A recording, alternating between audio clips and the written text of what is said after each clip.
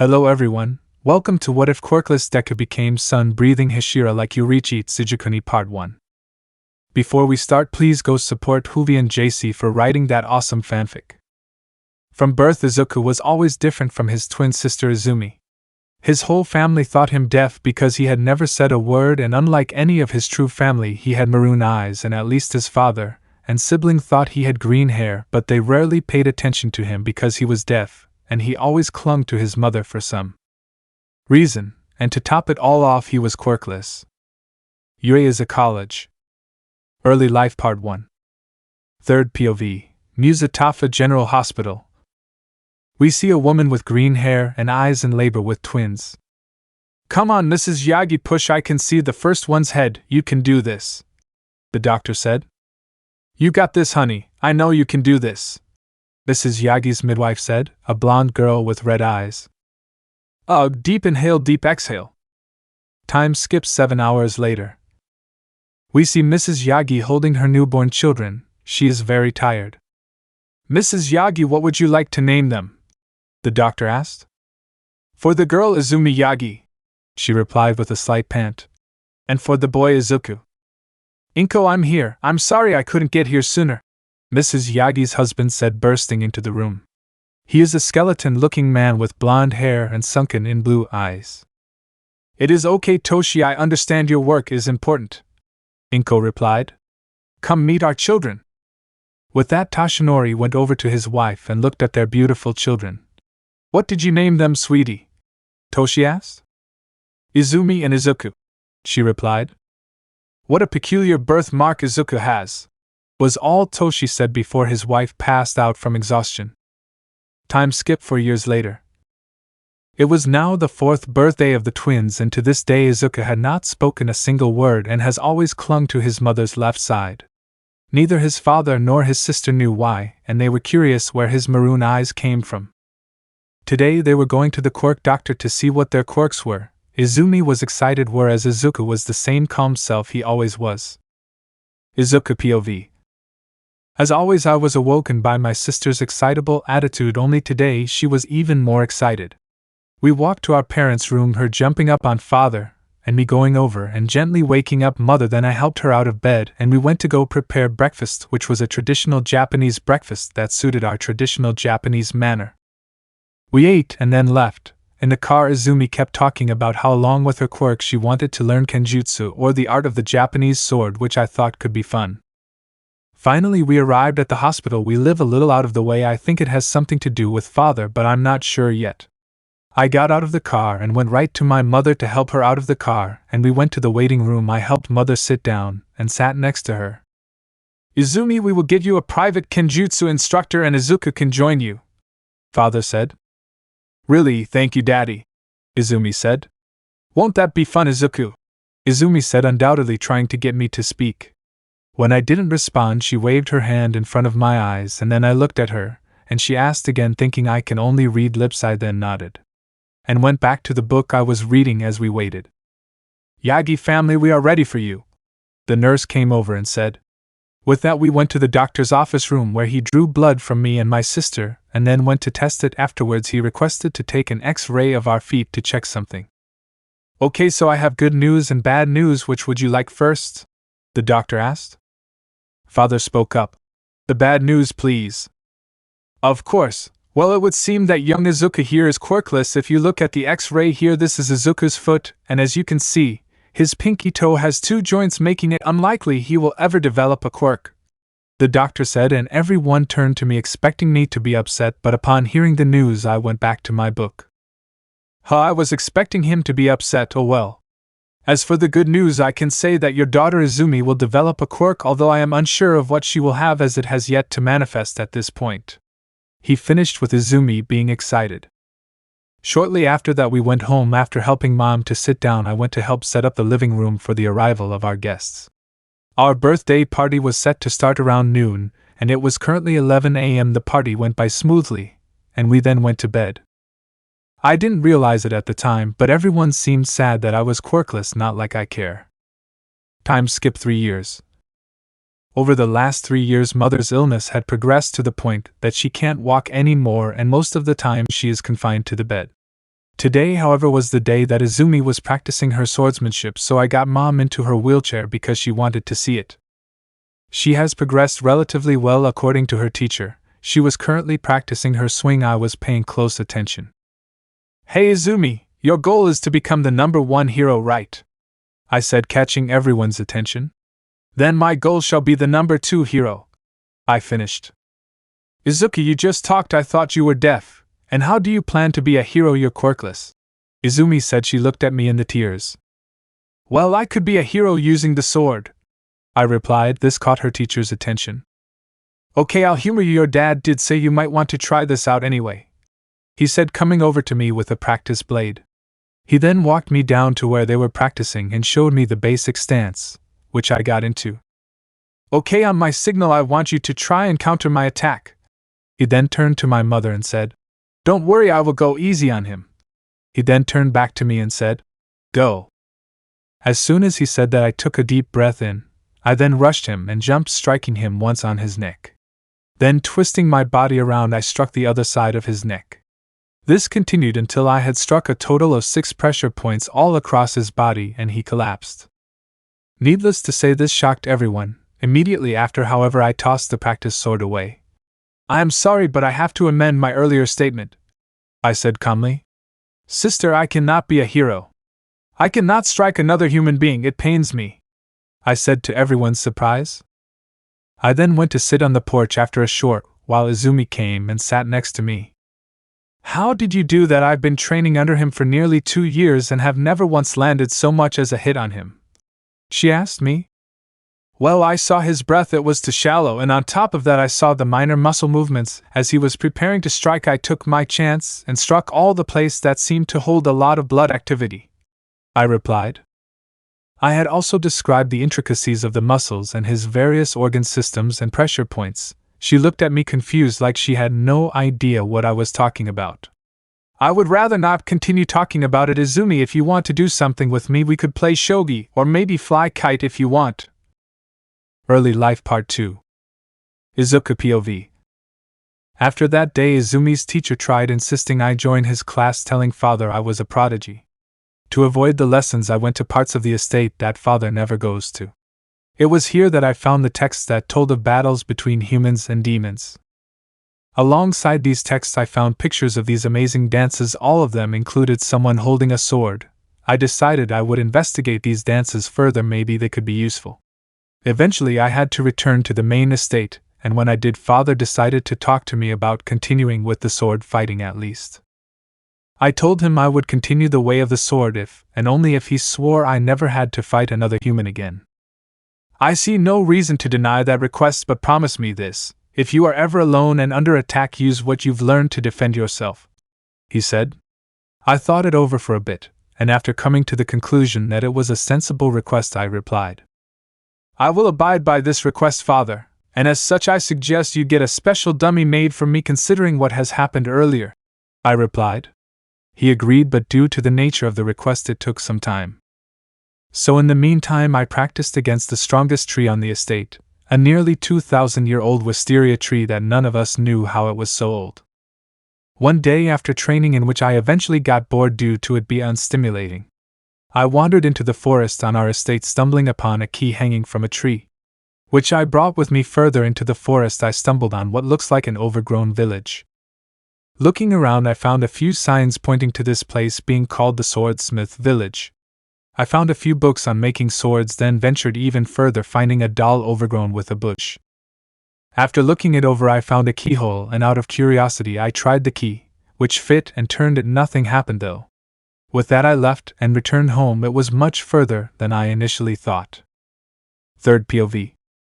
As Izuku left the doll, he failed to notice the slight shudder of its arms, then crick, crank, crunch, crack as the first of the doll's arms came free.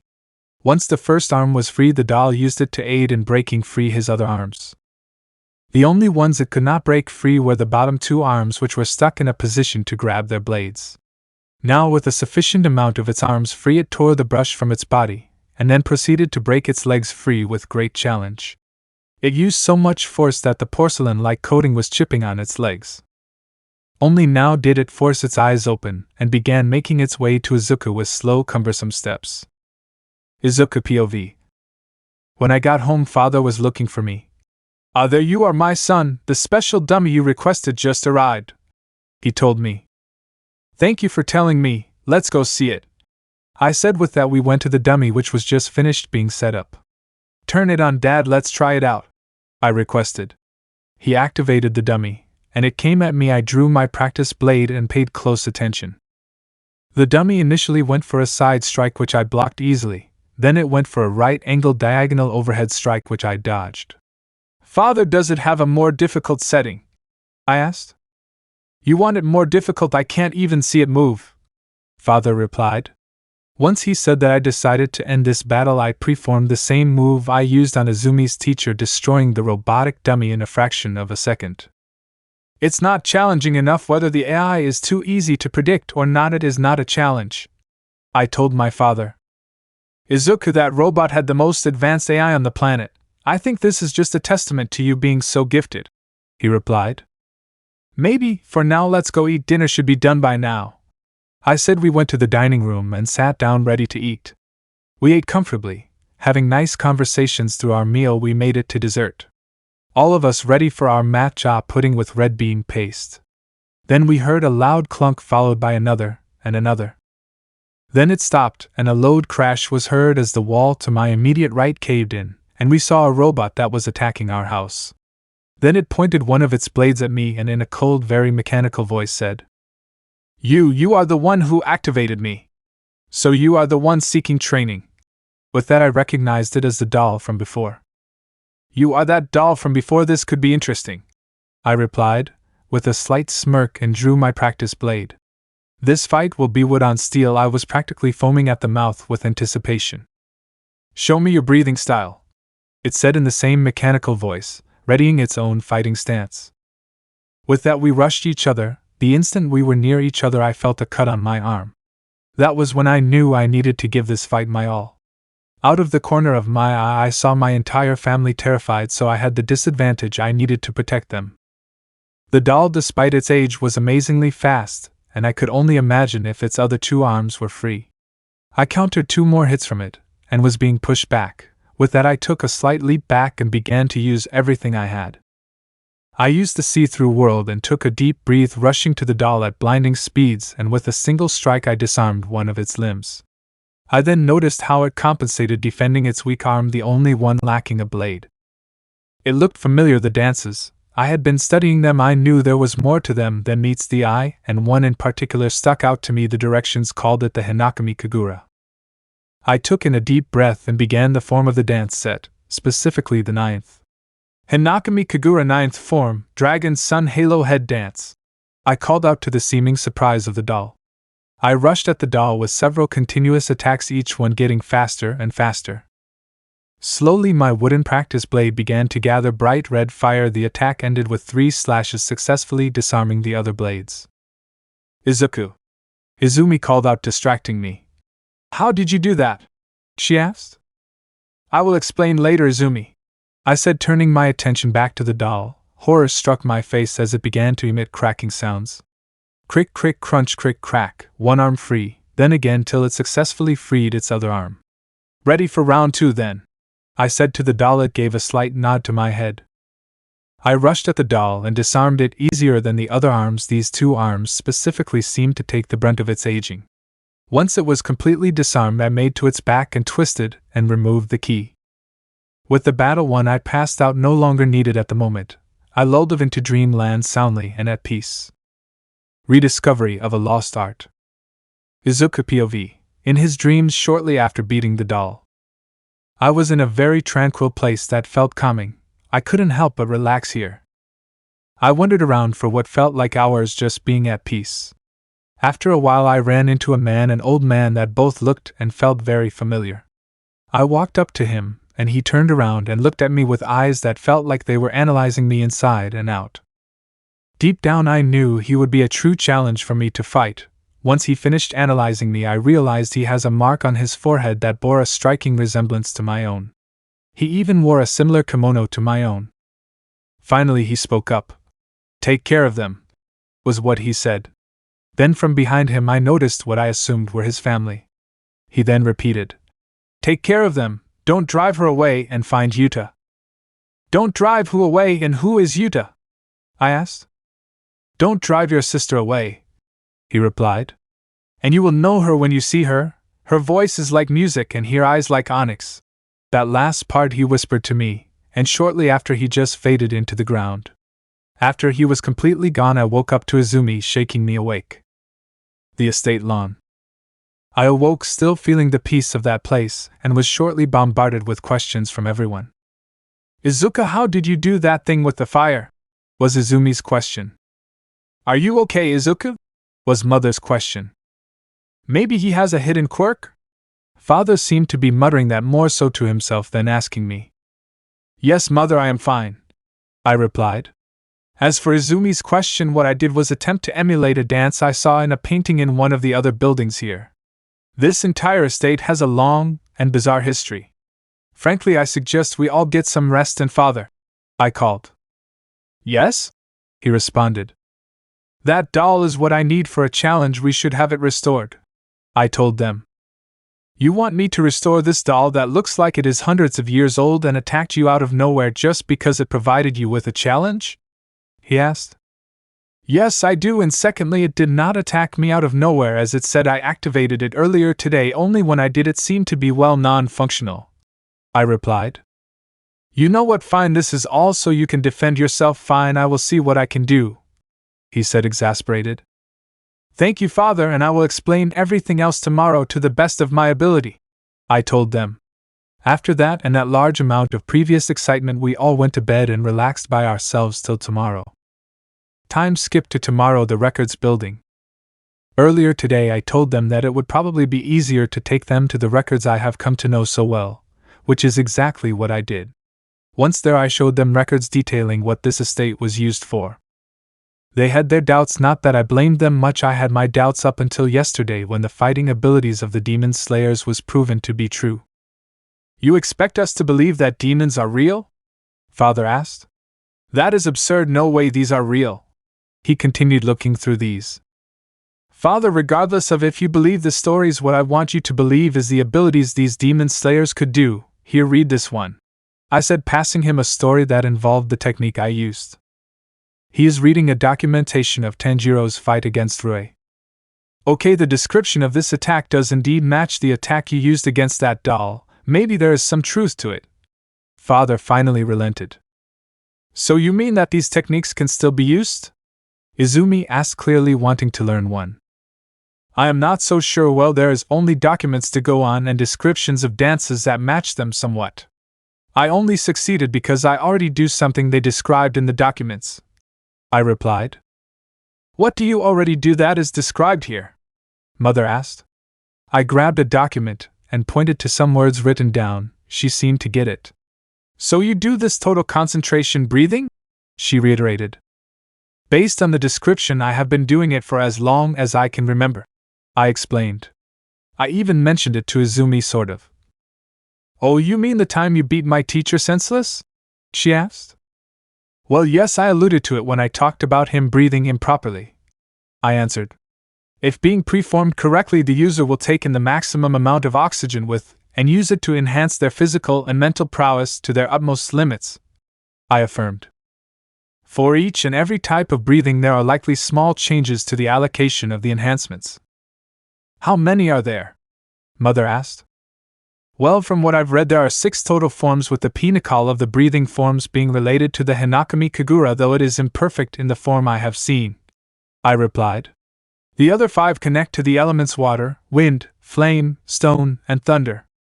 Each form has a varying number of techniques, with the one with the least amount recorded here being thunder, with seemingly only 2 forms having survived through the ages," I explained, pulling out a scroll showing them the relationship chart. "Ignore the extra forms for now and imagine there being a sun-breathing one there." "Okay, well, this is interesting," Father said. "Very interesting. Well, son, why don't you focus on learning them? Maybe you can even help other people who are quirkless with their dreams." "I was already planning on doing that, Father. They are quite beautiful in the form of a dance, from what one of the records says," I replied. With that, they left me to do my research by myself, and so I did, beginning with the Hinakami Kagura, looking for anything that resembles it through all of the documents. Students and friends. It took me 2 years to master the forms of what I have come to know as sun breathing. In those 2 years I had been bullied a lot at school. It took an additional 3 years to convince my parents, but finally I got permission to transfer schools to a more caring school. Izumi decided to come as well. Our friends the Bakugo twins wanted to come too, but their parents didn't let them. We still meet up from time to time, and Izumi had to promise to watch out for me to get them to calm down. They were the only ones at my old school who actually believed that the training I was doing was worth it, and they asked several times to join me, but I kept telling them that I needed to master it first. When we scouted this school out, I had made a request that I be allowed my practice blade and to wear my special uniform. It was made out of fabric that, according to the records, could withstand low-level demon strikes and slashes. I made sure to wear it to the meeting so that they knew that it looked different. The outfit is a samurai-inspired version of a demon slayer uniform, only it does not have the kanji on my back reading destroy. They were fine with it. Apparently the principal is a big fan of the era that the outfit is based on. On my first day I got strange looks, which I expected to get. I am wearing a different uniform as well as having a wooden katana at my side. Izumi and I were placed into Class A for the year. We were all asked to introduce ourselves. I didn't pay much attention till Kaminari Denki. He had blonde hair with a lightning bolt streak of black. His eyes were that same shocking yellow. He said his quirk was called electrification. It allows him to generate electricity and cover his body in it. While he can also emit this energy over a long distance, he has no control over it, making it shoot out indiscriminately. If he exceeds his limit, his brain short circuits, and he takes around 1 hour to recharge. The second to introduce themselves was Kirishima Aijiro. He has black hair and red eyes. His quirk is called hardening. This quirk apparently gives him the ability to harden parts of his body, causing said parts to become jagged and rock-like. There is naturally limits to the damage that said body parts can take. That is his weakness. The third student to introduce themselves was interesting person Ashido Mina. Due to her quirk, her appearance is unique. She has pink hair and pink skin. Her eyes have a black sclera and bright yellow irises. Her quirk is called acid. It allows her to produce corrosive liquid from her body. She is capable of controlling the viscosity and solubility of this liquid. She is very bubbly and interesting, to say the least. The fourth student to introduce himself was a shy boy, Mikumo Akatani. He has black hair and black eyes with his bangs beginning to cover one of his eyes. He was rather shy about it, but eventually said he was quirkless like myself. The fifth was Iba Manami. She was cute and had raspberry pink hair and high pigtails with soft pink eyes. Her quirk is called love. Evidently she can increase the power of the person she loves. The stronger the love she feels, the higher the power boost. She, like Mikumo, seemed really shy. The sixth was a very confident boy that reminds me of Katsuki, Shindoyo. He has dark brown hair that is almost black in color. His eyes are a warm brown. His quirk is called vibrate. He can vibrate things, the downside being he can be left immobile by his own attacks. Other than that, he was rather annoying. The last to introduce themselves prior to my sister and I was Jirakuka. She was beautiful to me. She had striking onyx eyes and her hair was dark purple in color with an odd reflection in the shape of a heart monitor bead. She had jacks hanging from her earlobes. Her quirk is called earphone jack. When the jacks are plugged into anything, she can channel her heartbeat into the object. This quirk also allows her to hear minuscule sounds through whatever they are plugged into.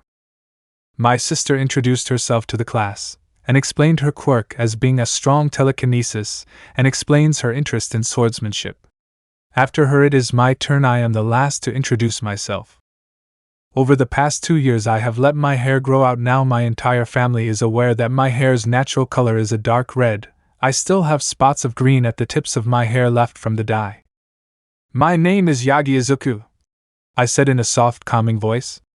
I am quirkless, and like my sister I have a fascination with the ways of the sword. As for why I am wearing a different uniform than the rest of you, it is solely because I made a request. The same goes for the practice blade I carry. It is for self-defense. I finished and went back to my desk. The day went well after that till we went to recess. My initial plan was to find a spot and practice away from others until... You're quirkless, Mikumo. There is no way you can be a hero. I hear Shindo say from across the playground. And you earlobes, what can you do to protect him? He said, insulting Jairu. I go over there and intervene. Shindo, what is the problem over here? I ask him. He takes a step back.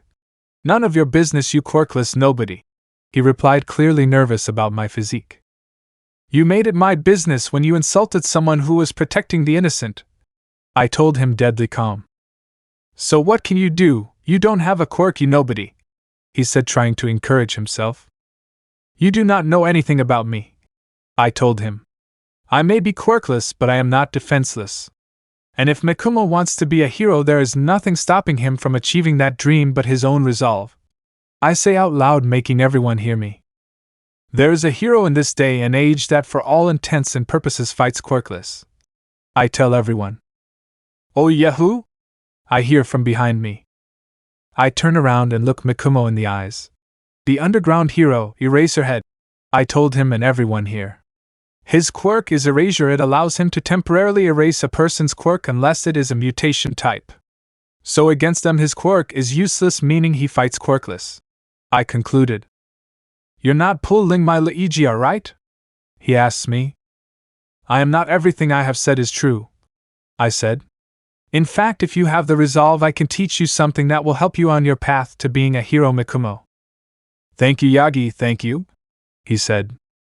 It would be my honor, I said. The new generation beginnings. Izuku's POV. I told him to come to the estate this weekend. In fact, I invited him, Jairu-san, and the handful of others I saw potential in. Mostly just those two, and Kirishima and Kaminari. They had potential, I could feel it. Finally the weekend arrived and they showed up one after another. So Yagi-san, what is it you want to teach us? Kirishima asked me. Yeah, I was wondering the same thing, Mikumo responded. I will tell you as soon as my sister has come with our other friends, I said. Who are they, and are they here to learn the same thing we are? Kaminari asked.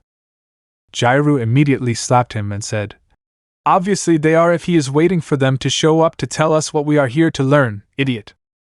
Yo, I brought them, we are ready to learn. Izumi finally showed up. It's about time you got that technique mastered, Izuku-kun, Katsumi said. Yeah, really is about time, Katsuki said. So do you guys already know what he is going to teach us?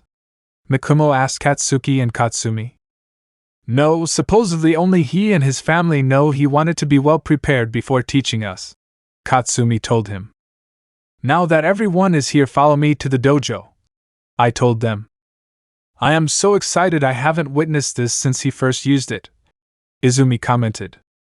So what exactly are we learning? Everyone kept asking, but I stood firm till we made it to the dojo. We finally made it to the dojo and I unlocked it and told them to go in first. They all stopped at the entrance except for Izumi at the sight of Yoriichi Type 0 fully restored. This image is owned by Kathian over on Tumblr. What is that? Everyone minus Izumi asked. That is my special practice dummy. It is the only thing we have found that can match my prowess with the sword, I explained. I told them of the day I stumbled upon him in outskirts of this estate and activated him. He had come after me to train me, and after I beat him I requested my father to have it restored to its original condition, which I had located in the Demon Slayer records. I will be showing you a demonstration of my technique using him, I said, going behind him and pulling out the activation key and turning him on. Crick click. Are you ready for another round, Izuku? It asked me. Not quite yet, Yoriichi. I am just using you to help in a demonstration. If you don't mind, these are potential new recruits, I told him.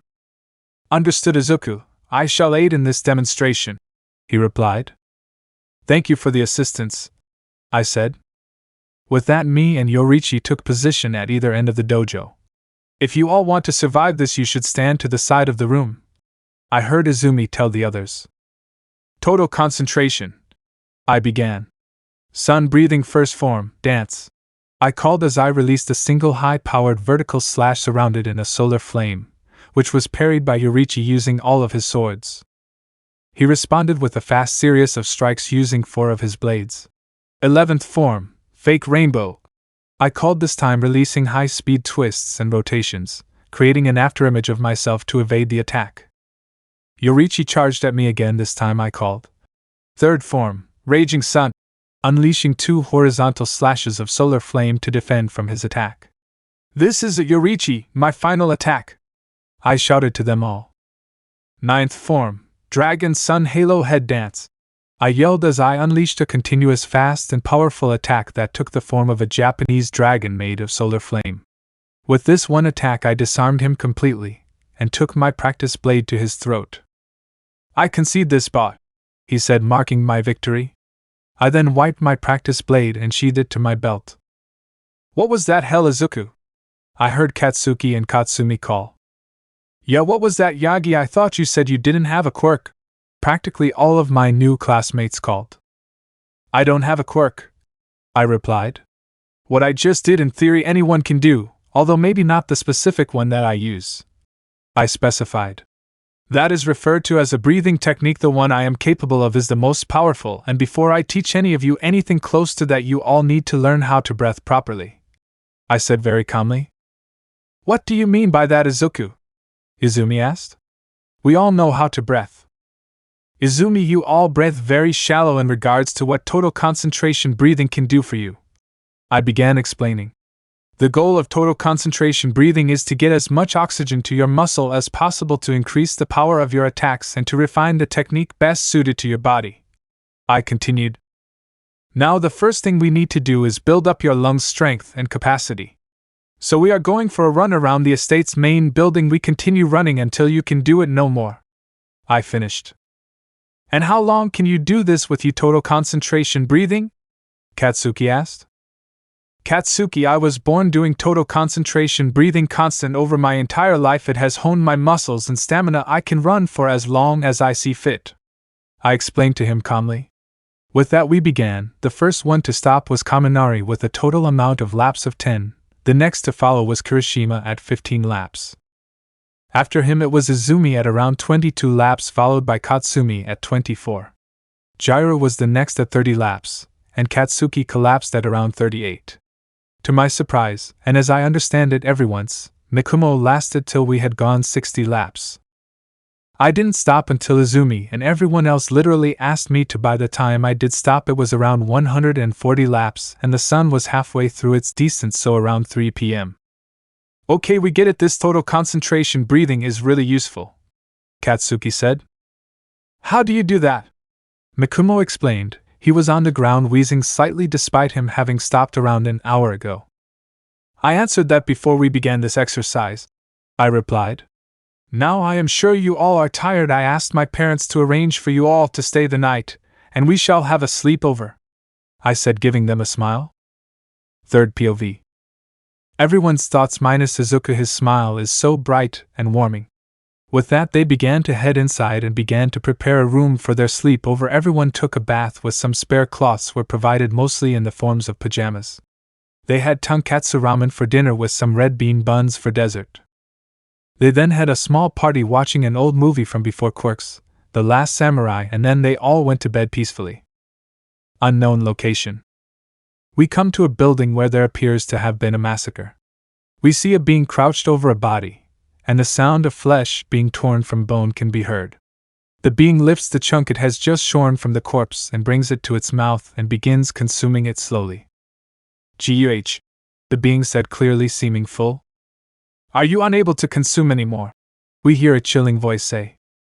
Huh, the being said, turning around to see a man. No, master, I merely needed a reprieve. Are you saying I had it wrong? The man said in that same chilling voice. No, I was just trying to explain, the being said, cowering. If you are unable to continue, you do not deserve your number, the man said. Act. The being screamed in pain as we see an X form in one of his eyes crossing out the kanji of 6. This is what you get when you can no longer consume, the man said as he turned away from the being as it withered in pain. A light flashes, briefly illuminating his face, with the most noticeable thing about him is a scar on the left side of his forehead. A dropout and some tragedy. Izuku's POV. After I fell asleep I once again found myself in that peaceful place. And once again I saw the old man. You need to forge Nikron blades, he said in his dead calm way of speaking. He is on the move. Who is he? I asked. You have read about him, the progenitor of demons, the man you were born to kill, was his reply. I know you can't mean Kibutsuji, Musen, he is dead, I said. I read that, and all the documents were very clear on that topic.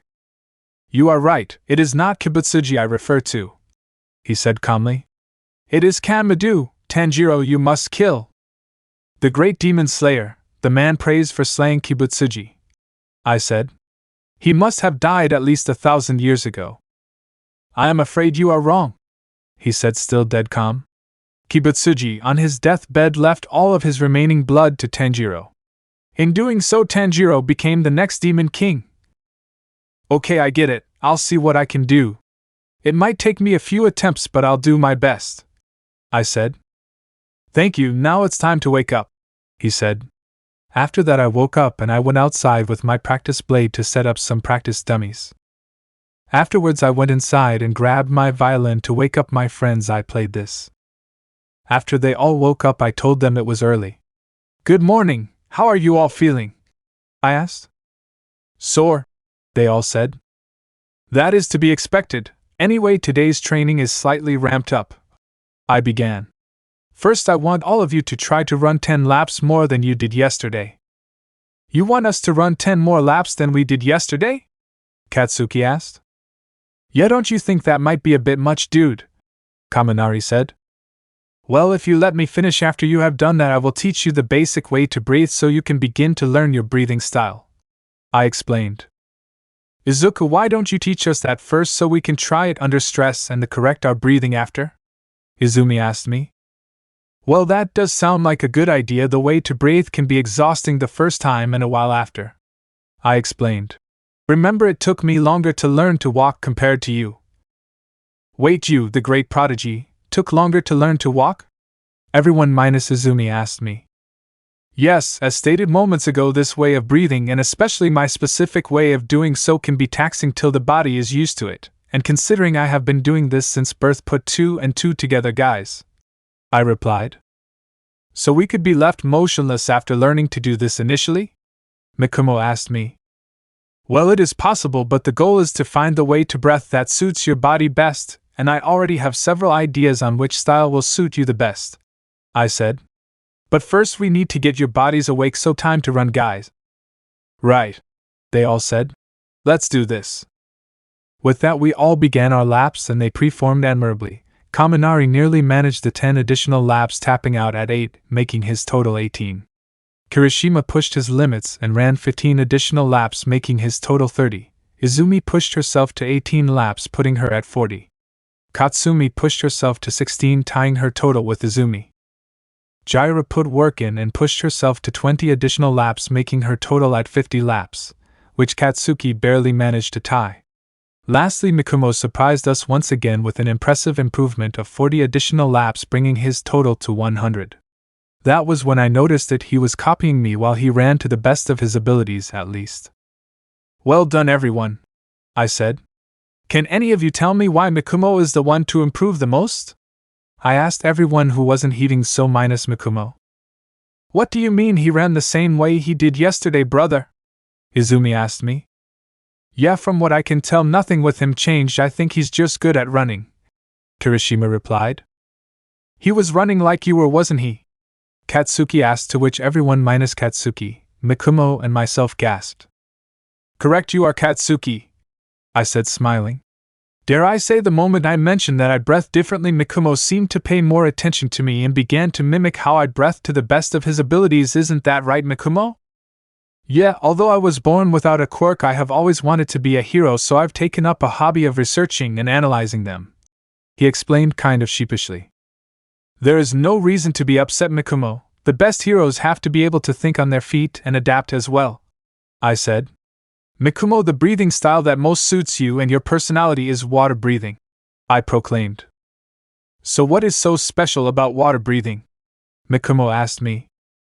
Water breathing is a style that, as its name suggests, mimics water, specifically the flow, flexibility, and adaptability of the liquid replicated by the user's body, I told him. Unlike sun breathing, however, the user directs more oxygen to the parts of the body that will most improve the form of it they are using. I will show you the forms after I get everyone here working on breathing the right way.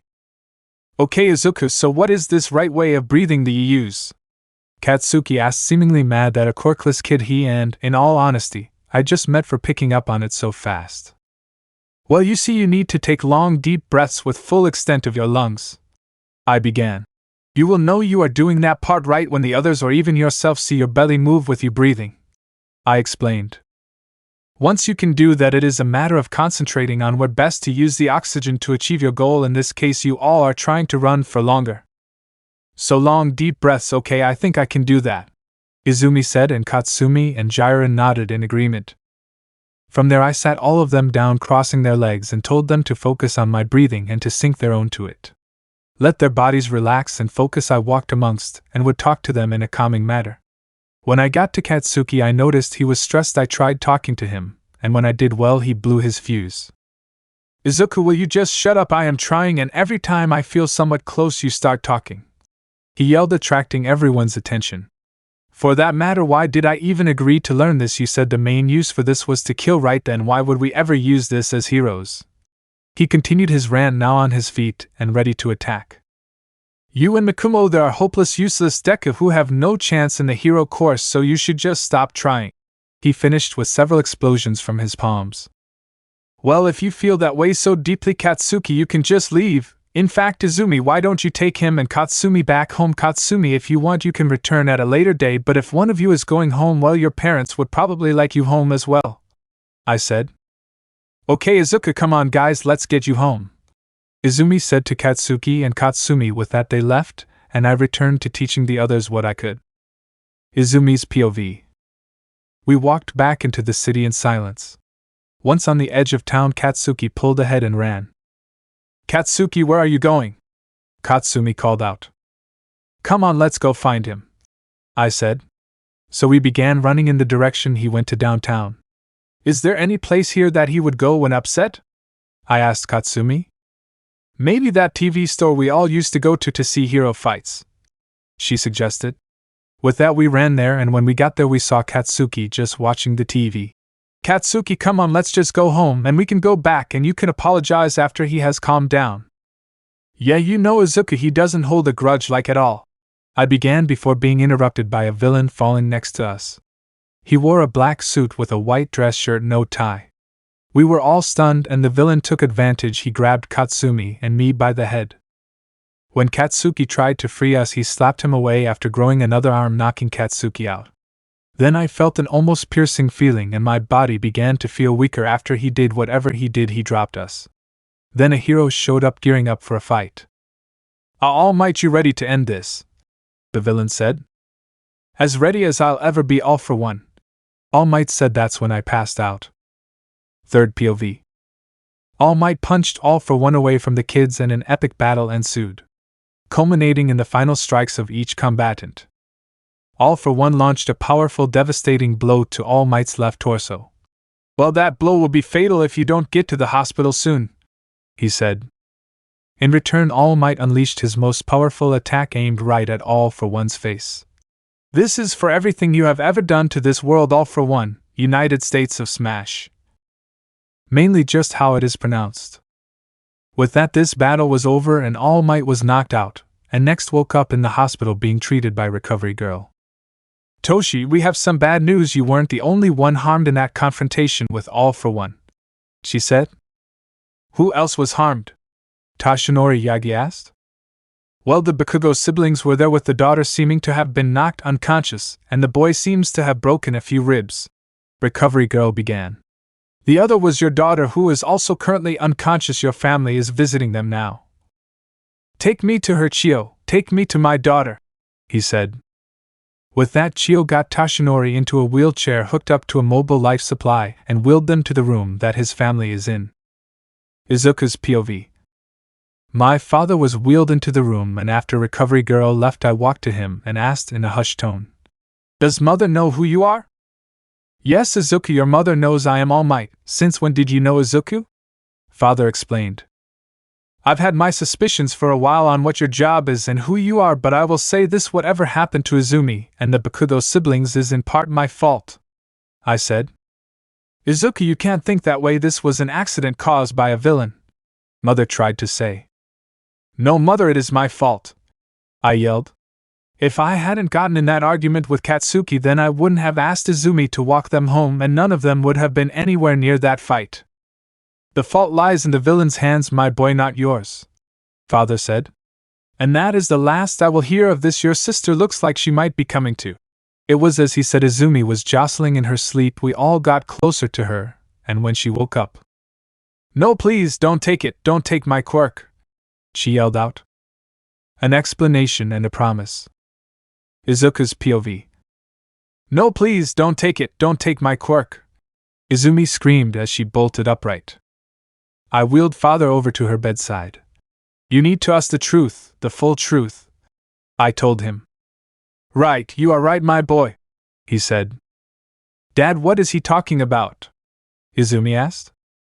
"Izumi, my dear, I am Almight," Father said.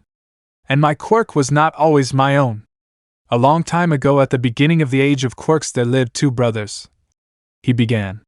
"One had a powerful quirk that allowed him to take and give quirk. He named this power All for One and took it as his name over time. The other brother was seemingly quirkless, but as his brother took and gave quirks in order to gather followers and create an army, he would fight back despite the frail body he was born with. After having captured his brother, All for One forced a quirk onto him that he believed even his frail body could handle, a simple quirk that allowed its user to stockpile energy. Little did he know, however, that his brother in fact had a quirk that was useless by itself, a quirk that allowed him to pass his quirk on to someone else. These two quirks intermingled and merged and created a new quirk, which the younger brother dubbed One for All. Knowing that he still could not even compare to his brother, he entrusted this quirk to future generations, passing it on and on till it got to me, its 8th user, and earlier today I believe I finally took him down," he finished. "So you're saying that the reason I lost my quirk is because of that man?" Izumi asked. "If I may, I believe that Katsumi has also lost her quirk in the same way," I said. "I am sorry that you lost your quirk, my sister." "Izuku, it's okay, at least we are even closer now, haha," Izumi said. "I suppose you're right, and hey, at least we know that you can still be a hero, and I am sure that we will see what breathing suits you best," I said, giving of a smile. "I promise to train you well, my sister." "Hey, don't forget Katsumi, we have to keep her spirits up to ha," she said. "Right you are. In fact, if you all will excuse me, I should go talk to her," I said. After that I walked out of Izumi's room next door to the room that the Bakudos were in and knocked on the door. "Come in," I heard Aunt Mitsuki say. "Thank you, Auntie," I said, and walked to Katsumi's bed. "You lost your quirk as well, didn't you?" I asked her. "Yeah," Katsumi said with a very saddened look. "Now I can't be a hero." "And why can't you, Katsumi?" I asked. "You know I am already training someone who is quirkless to be a hero, and on top of that I am training my sister who is now quirkless so she can still be a hero. Do you really think I would leave you behind?" This brought her to tears and she jumped up and hugged me tightly. thank you so much, Izuku," she said, and I began rubbing her back, letting her cry on my shoulder. There, Katsumi, it will be okay," I said. After a while Izumi, Katsumi and Katsuki were discharged and we went home. Father had to spend a little more time in the hospital, so we all went home. Izumi POV. Later that night, I went to sleep early because me and Izuku were going to train early in the morning. Getting to sleep was easy, and quickly I was in the world of dreams. I looked around and I appeared to be in a field to the side of an old Japanese tower. It was night time and in the sky was a giant crescent moon. Imagine it is a crescent moon. I wandered around for a bit then. "Welcome, my reincarnation, to your spiritual epicenter," a masculine voice said. "It took quite a long time for me to be able to contact you." I turned around to see a man with a mark on his face similar to my brother's. He wore a purple and black kimono with black bottoms. "Who are you?" I asked him. "I am Tsugikuni, Michikatsu, brother of Yoriichi and the sole practitioner of the moon breathing technique," he replied. "I wish for you to be the next master of moon breathing." "I will ask my brother about it," I told him. After that, my dream changed and I was floating in a black void seeing distorted memories from the day. The breathing forms. This chapter is for information on the moon breathing techniques. Now, for those who know the manga, this breathing form is only seen used by the demon Kokushibo. Something similar occurs with thunder breathing, with several of the forms only seen used by the demon Kaigaku.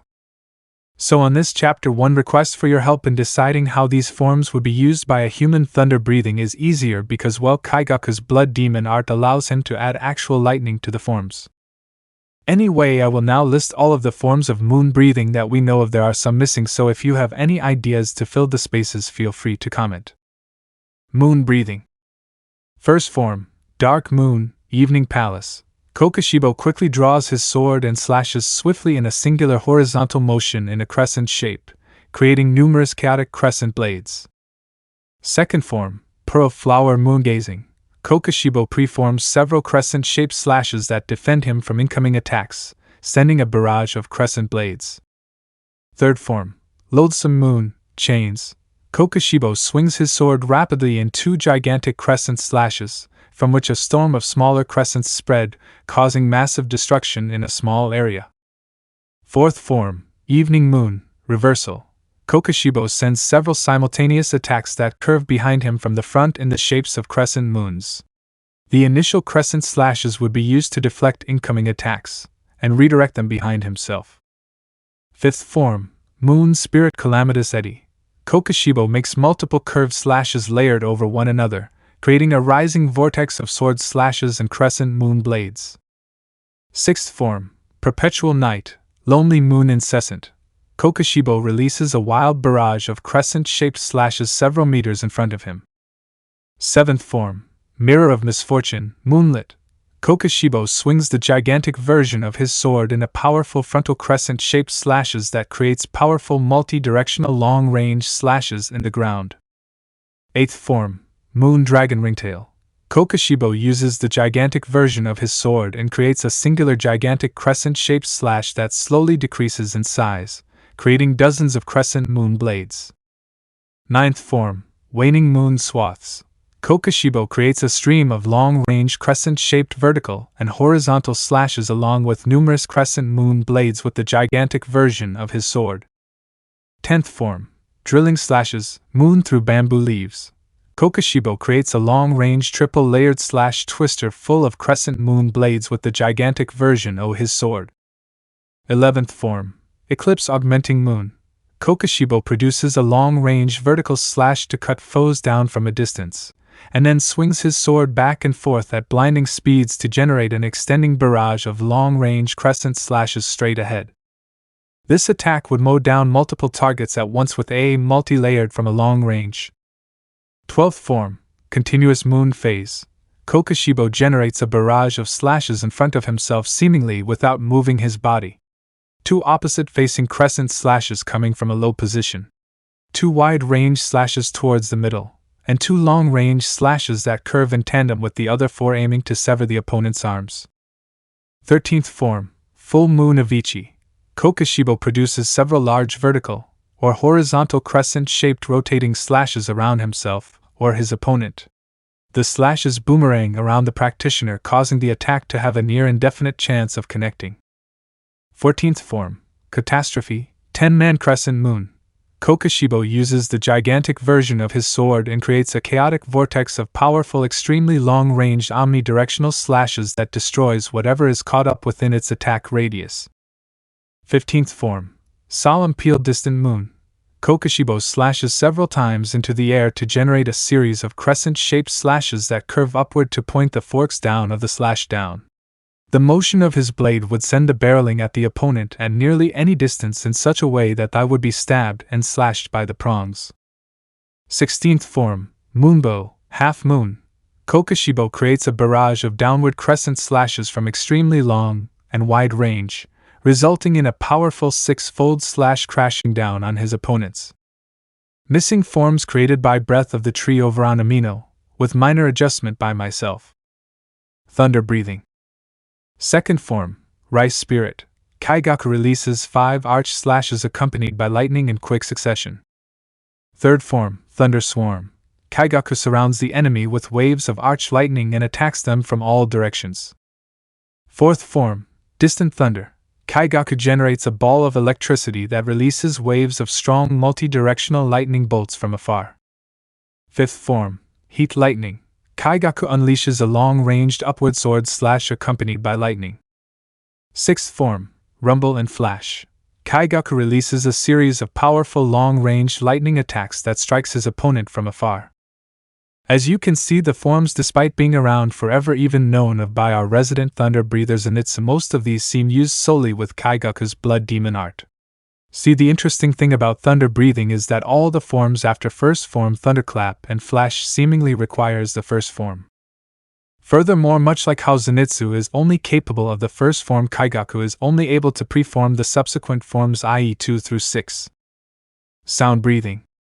So for this one there are at least 5 forms with only 3 of them known. First form, Roar. The user lifts their twin swords above their head and slams them down with great force whilst simultaneously creating an explosion with their bombs to deal massive physical damage, causing a loud sound resembling thunder as a result. Second form, Eruptive Gash. The user holds their swords apart before quickly crossing their arms as they unleash a horizontal slash, which they follow up with a second horizontal slash by going back the way they came almost instantly, all while releasing bombs at the same time to deliver massive physical damage. Third form, Incessant Beat of the Drum. The user continuously slams their sword downwards while simultaneously releasing bombs to throw off the opponent's senses to deliver massive physical damage. Fourth form, Constant Resounding Slashes. The user holds their swords apart and spins them rapidly in conjunction with releasing their bombs, creating massive explosions while defending themselves from attacks. Fifth form, String Performance. The user holds one of their swords with a reverse grip and spins the other using the chain that connects them. They couple this by also releasing numerous bombs to detonate, causing great explosions that deal massive physical damage. Missing forms from Charosuga Anamino. Flame Breathing. First form, Unknowing Fire. The user charges towards their opponent at high speeds and aims to decapitate them in one slash. Second form, Rising Scorching Sun. The user releases an arching sword slash upwards. Third form, Blazing Universe. The user swings their blade in a downwards arc. Fourth form, Blooming Flame Undulation. The user swings their blade in a circular motion that can defend them from incoming attacks or decapitate multiple enemies at once. Fifth form, Flame Tiger. The user performs a series of powerful sword slashes that seemingly takes the form of a flaming tiger. Sixth form, Final Ember. The user swings their sword to the right with all of their might, then lowers their blade slightly and with as much speed as possible to muster swings left. Seventh form, Blinding Cinders. The user blinds the opponent with rapid sweeping sword slashes, then delivers a powerful swipe decapitating their opponent. Eighth form, Firestorm. The user rapidly twists their body around while running around the opponent, periodically leaping in and delivering an attack culminating in massive damage for the opponent. New housemate and great progress. Mikumo's POV. The Yagi twins gave me one of their practice blades and Izuku gave me a copy he made of the water breathing techniques, also I could practice at home. I went home that day to my family and informed them that I had decided to continue with my dream to be a hero. "You a hero?" my father said. "How can a quirkless loser like you become a hero?" "Yeah, we've told you time and time again to give up and choose a more realistic career," my older brother said. He was activating his quirks so his muscles were growing more pronounced. "I met a friend who believes in me and is helping me to become a quirkless hero," I said with confidence. That was a mistake because immediately my dad activated his own quirk, which caused him to grow 2 additional arms, and then all 4 increased in muscle mass. They both beat me and broke me. This was the final straw. That night I decided to run away, and I knew the perfect place to go, the Yagi household. Time skipped to later that night around 11. I buzzed the house. It was Mr. Yagi who answered my buzz. "Hello, who is it?" "Mr. Yagi, I was wondering if I could stay with you guys for a while," I said into the buzzer. "Akatani, what, it's late here, I'll buzz you in and you can explain then," Mr. Yagi said. Then the gate opened and I walked to the house. When I got inside, Izuku was still awake reading some of the other manuscripts. When I walked in, he looked at me and had a face of worry. He immediately came to my side and helped me to the couch. "Mikumo, what happened to you?" he asked as his father rolled in on his temporary wheelchair. "Indeed, my boy, what happened to you?" Mr. Yagi asked as soon as he was situated in front of us. I recounted my tale. "Those bastards, they will pay," Izuku said, showing a small amount of anger as he stood up. "Son, calm down, you know that won't do any good," his father told him. "Now your father sounds vaguely familiar." He is a low-class local hero. My brother is his newest sidekick," I told him. "In that case, I know just what to do, and from now on you will be staying with us, not like we don't have the room," Mr. Yagi said. "Now Izuku, take him to the hot spring, that should help soothe his wounds." "Right, follow me, Mikumo," Izuku said, and he led me to an artificial hot spring they had in their house and helped me clean up and settle in the hot spring to soothe my wounds. After that, he led me to a spare room that I guess will be my new room. Time skip to morning. In the morning, I woke up and went to breakfast, where there was more people than normal. There was a couple that were older who I assumed were Izuku and Izumi's grandparents, as well as a very tired-looking man with a scruffy beard, and finally a dog-mouse bear thing. Good morning, young Akatani Chio. If you mind, could you look him over?" Mr. Yagi asked. "No, I don't mind. Come here, Sonny," the old lady, now named Chio, said. "Let's see. Oh dear, they really did a number on you. Yeah, I am gonna have to use my quirk on him," she announced. "Well, let us get pictures first so we have evidence," the hobo said. "Couldn't have said it better myself, Aizawa," the dog-mouse bear said. "Thank you, Nizu," Aizawa said. After that, they took many photos of my wounds and Chio healed me. When she did, I realized that she must be recovery girl. "Now, sweetie, you should eat to get your stamina back." As soon as she said that, I noticed just how hungry I had become. Then I dug into the meal placed before me. While I was eating, Nizu and Aizawa sent the photos to a friend of Mr. Yagi's, and he issued a warrant for the arrest of my brother and father. I think I will enjoy living with the Yagis. They already seem to treat me as family, as it were. Izuku's POV. We had an interesting weekend, to say the least. Mikumo has moved in with us, as his family is going to be spending a long time behind bars for physical and verbal abuse. After he was healed up by Grandma Chio and he had regained his stamina, Mikumo, Izumi, and I went outside to get some early training in before the others got here. We got him a new practice blade, as according to him his brother broke his other one over his knee. I told him to try running with the practice blade to get a feel for running with a blade, which left Izumi and I alone. "Hey Izuku, I have been meaning to ask you something," Izumi spoke up after a few minutes of watching Mikumo run. "Sure, ask away," I said, mentally keeping count of how many laps Mikumo was doing. "Have you read about a moon breathing?" she asked. That caught me off guard. "Izumi, where did you learn that term?" I asked. "I had a strange dream last night," Izumi began, and I gave her a go-ahead signal. "I was in a field next to an old-style tower, and in the sky was a large crescent moon. After a little bit, a man showed up with a purple kimono and a somewhat similar scar to your own. He was very calm. He said I was his reincarnation and that the place around me was my spiritual epicenter. I think he called himself Tsugikuni, Michikatsu, brother of Yoriichi and the sole practitioner of moon breathing. Then he said he wishes for me to become the next master of this breathing technique." She finished explaining her dream. "I told him I would ask you about it. To answer your question, yes, I have heard of the moon breathing technique and of Michikatsu," I said. "We will continue this conversation after I get everyone else started on their exercises." With that, everyone else arrived, and I noticed that Katsumi seemed different somehow. "Katsumi, how are you doing today? You seem a little off." "I'm fine, Izuku. In fact, I feel calmer than I have been in years," Katsumi replied. "Well, I think that is aggression is a side effect of nitroglycerin inside the body," I said. "So maybe now that you don't have your quirk constantly producing nitroglycerin, you have mellowed out. Maybe this will help you with your breathing." "You really think so, Izuku?" Katsumi said excitedly. "Yes, I think this will help you immensely," I said. "Now let's get you and everyone minus Mikumo running to see if you have improved. All of you get to starting position, and Mikumo, come with me. Everyone should stretch while I tell Mikumo what he needs to do now." We walked off. Mikumo, from now on you will have different training from them altogether. I then whispered to him his training routine, then walked back to the rest of the group by myself. Okay, everyone ready, begin, I said. They began to run, and immediately I noticed that they all have practiced the breathing methods because they all have improved massively, with all of them ready to begin their individual training. Kirishima was now the one to tap out first, albeit a 120 laps.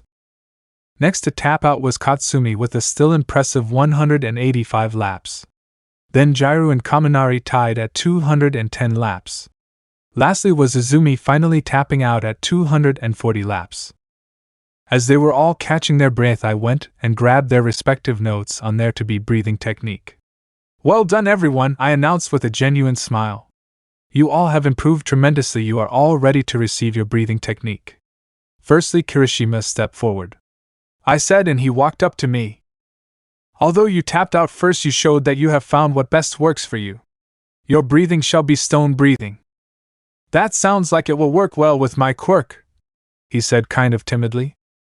Kirishima, I know you think your quirk is useless, but I assure you that even without my help you could have been an excellent hero in your own right, I told him. Now next, Katsumi, despite losing your quirk and the unimaginable feeling of that shared with my sister, you have persevered and proven my suspicion that your breathing technique is flame breathing. I walked to her and handed her the notes on flame breathing. Thank you, Izuku, for believing in me, she said, hugging me. I will always believe in all of you guys, I said. Kaminari, you will learn the breathing technique that matches you, named thunder breathing, and Jairu, you shall learn the offshoot of thunder breathing, sound breathing, I said, walking to them and handing them their respective notes. I swear I saw a slight blush on Jairu's face. Hey Izuku, you don't have a book for you sister, why is that? Jairu asked, still with that cute blush. Well, I said, looking back to Izumi. For now that will be between the two of us, but you will be informed as soon as possible. I then walked and grabbed for each of them a practice blade. From now on this will go with you everywhere, I said as I passed them out. One day these blades will be replaced with an actual sword, so best get used to the angles now. All of you should break up and go practice your various forms. There are dummies scattered around, pick one and practice against it. Izuku, why do I have two practice blades conjoined, and what is in this bag? Jairu asked. That is the traditional weapon for sound breathing, broad blades conjoined by a chain. The man who invented sound breathing was big, but we will adjust your blades to your size, I told her. With that they all scattered and began practicing. So, we were talking about Michikatsu and moon breathing, Izumi said. Yeah, I know the story is a bit of an unpleasant one to discuss, I began. Let's see where to begin. Well, firstly, much like you and me, Yoriichi and Michikatsu were twins born in the Sengoku era. Late in life they had both joined the Demon Slayer Corp. After a time, strong slayers began to develop what is called the mark. It grants more power at the cost of their lifespan. Marked Slayer all began to die around the age of 25. Michikatsu was a Marked Slayer and was tempted by the Demon King Muzan Kibutsuji to become a demon. That is why moon breathing isn't documented. He died as a demon. Izumi. Okay, so is it safe for me to learn it? She asked me. I think it should be, but I don't know where you would start. You might have to learn from him in your dream, I told her. Time skip 3 years, third POV. It has been 3 years. Everyone is now 15 years old, and the original class of student have all almost mastered the breathing forms. While everyone was training with the wooden practice blade, Izuku spent a large amount of time making actual Nichiren blades for everyone in this class of his. They have all taken to wearing a modified form of the school uniform so they can wear their practice blades, as well as have gotten permission to wear the real practice blades for self-defense on the condition that they be blunted. A rocking date. Izuku's POV. Over the years I have begun to feel a stronger and stronger attraction to Kyoko-chan. I think I love her, and she might have feelings for me as well.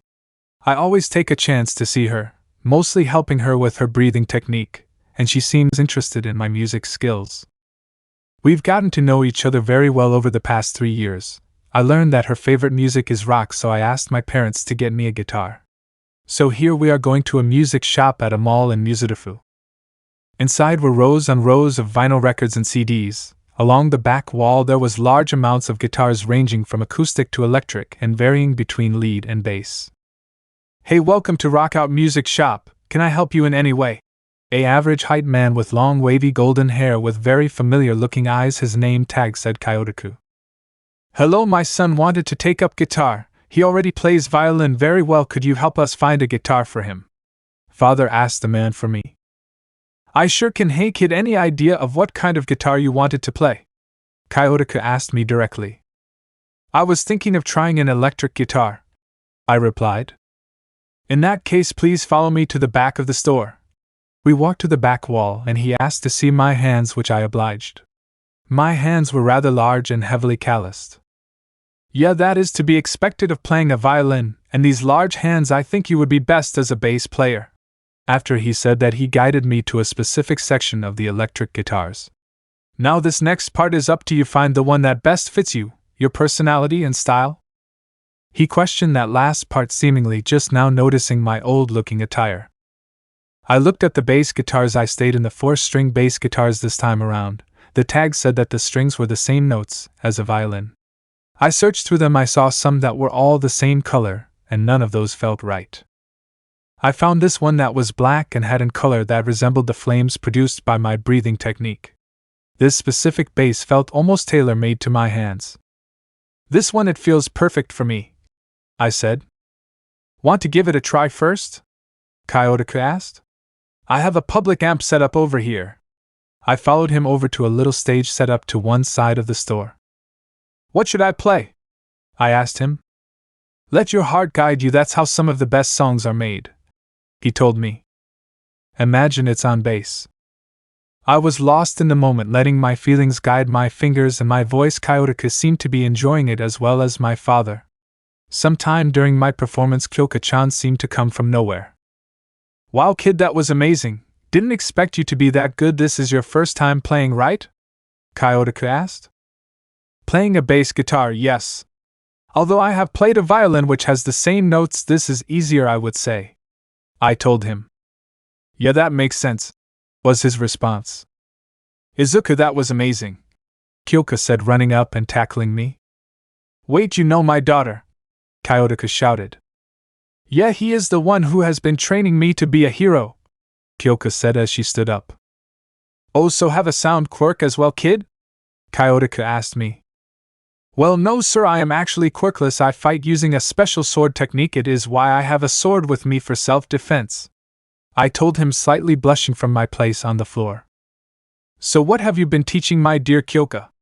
He asked. He has been teaching her how to use a sword, honey, a older female said, walking up behind him. She resembled Kyoka-chan quite a bit. See, this is why I wanted you to come with us to get that permit for her swords a few years ago. Anyway, Kyoka-chan, it was nothing. I am sure you would have sounded better, I said, standing up with a slight blush. No, I'm not very good at all that stuff, she said, looking away, slightly blushing herself. Nonsense, sweetie, you are a great singer, the woman I now believed to be her mother said to her. In fact, I'm willing to bet you two would sound great together. Maybe you should do a duet at the little competition next week. I know, I mean, well, if you want to, Izuku-chan, Kyoka replied, looking down with a slight blush and pressing her index fingers together. I would love to if you're up for it, I replied. Come by tomorrow after school and we can begin writing a song to perform.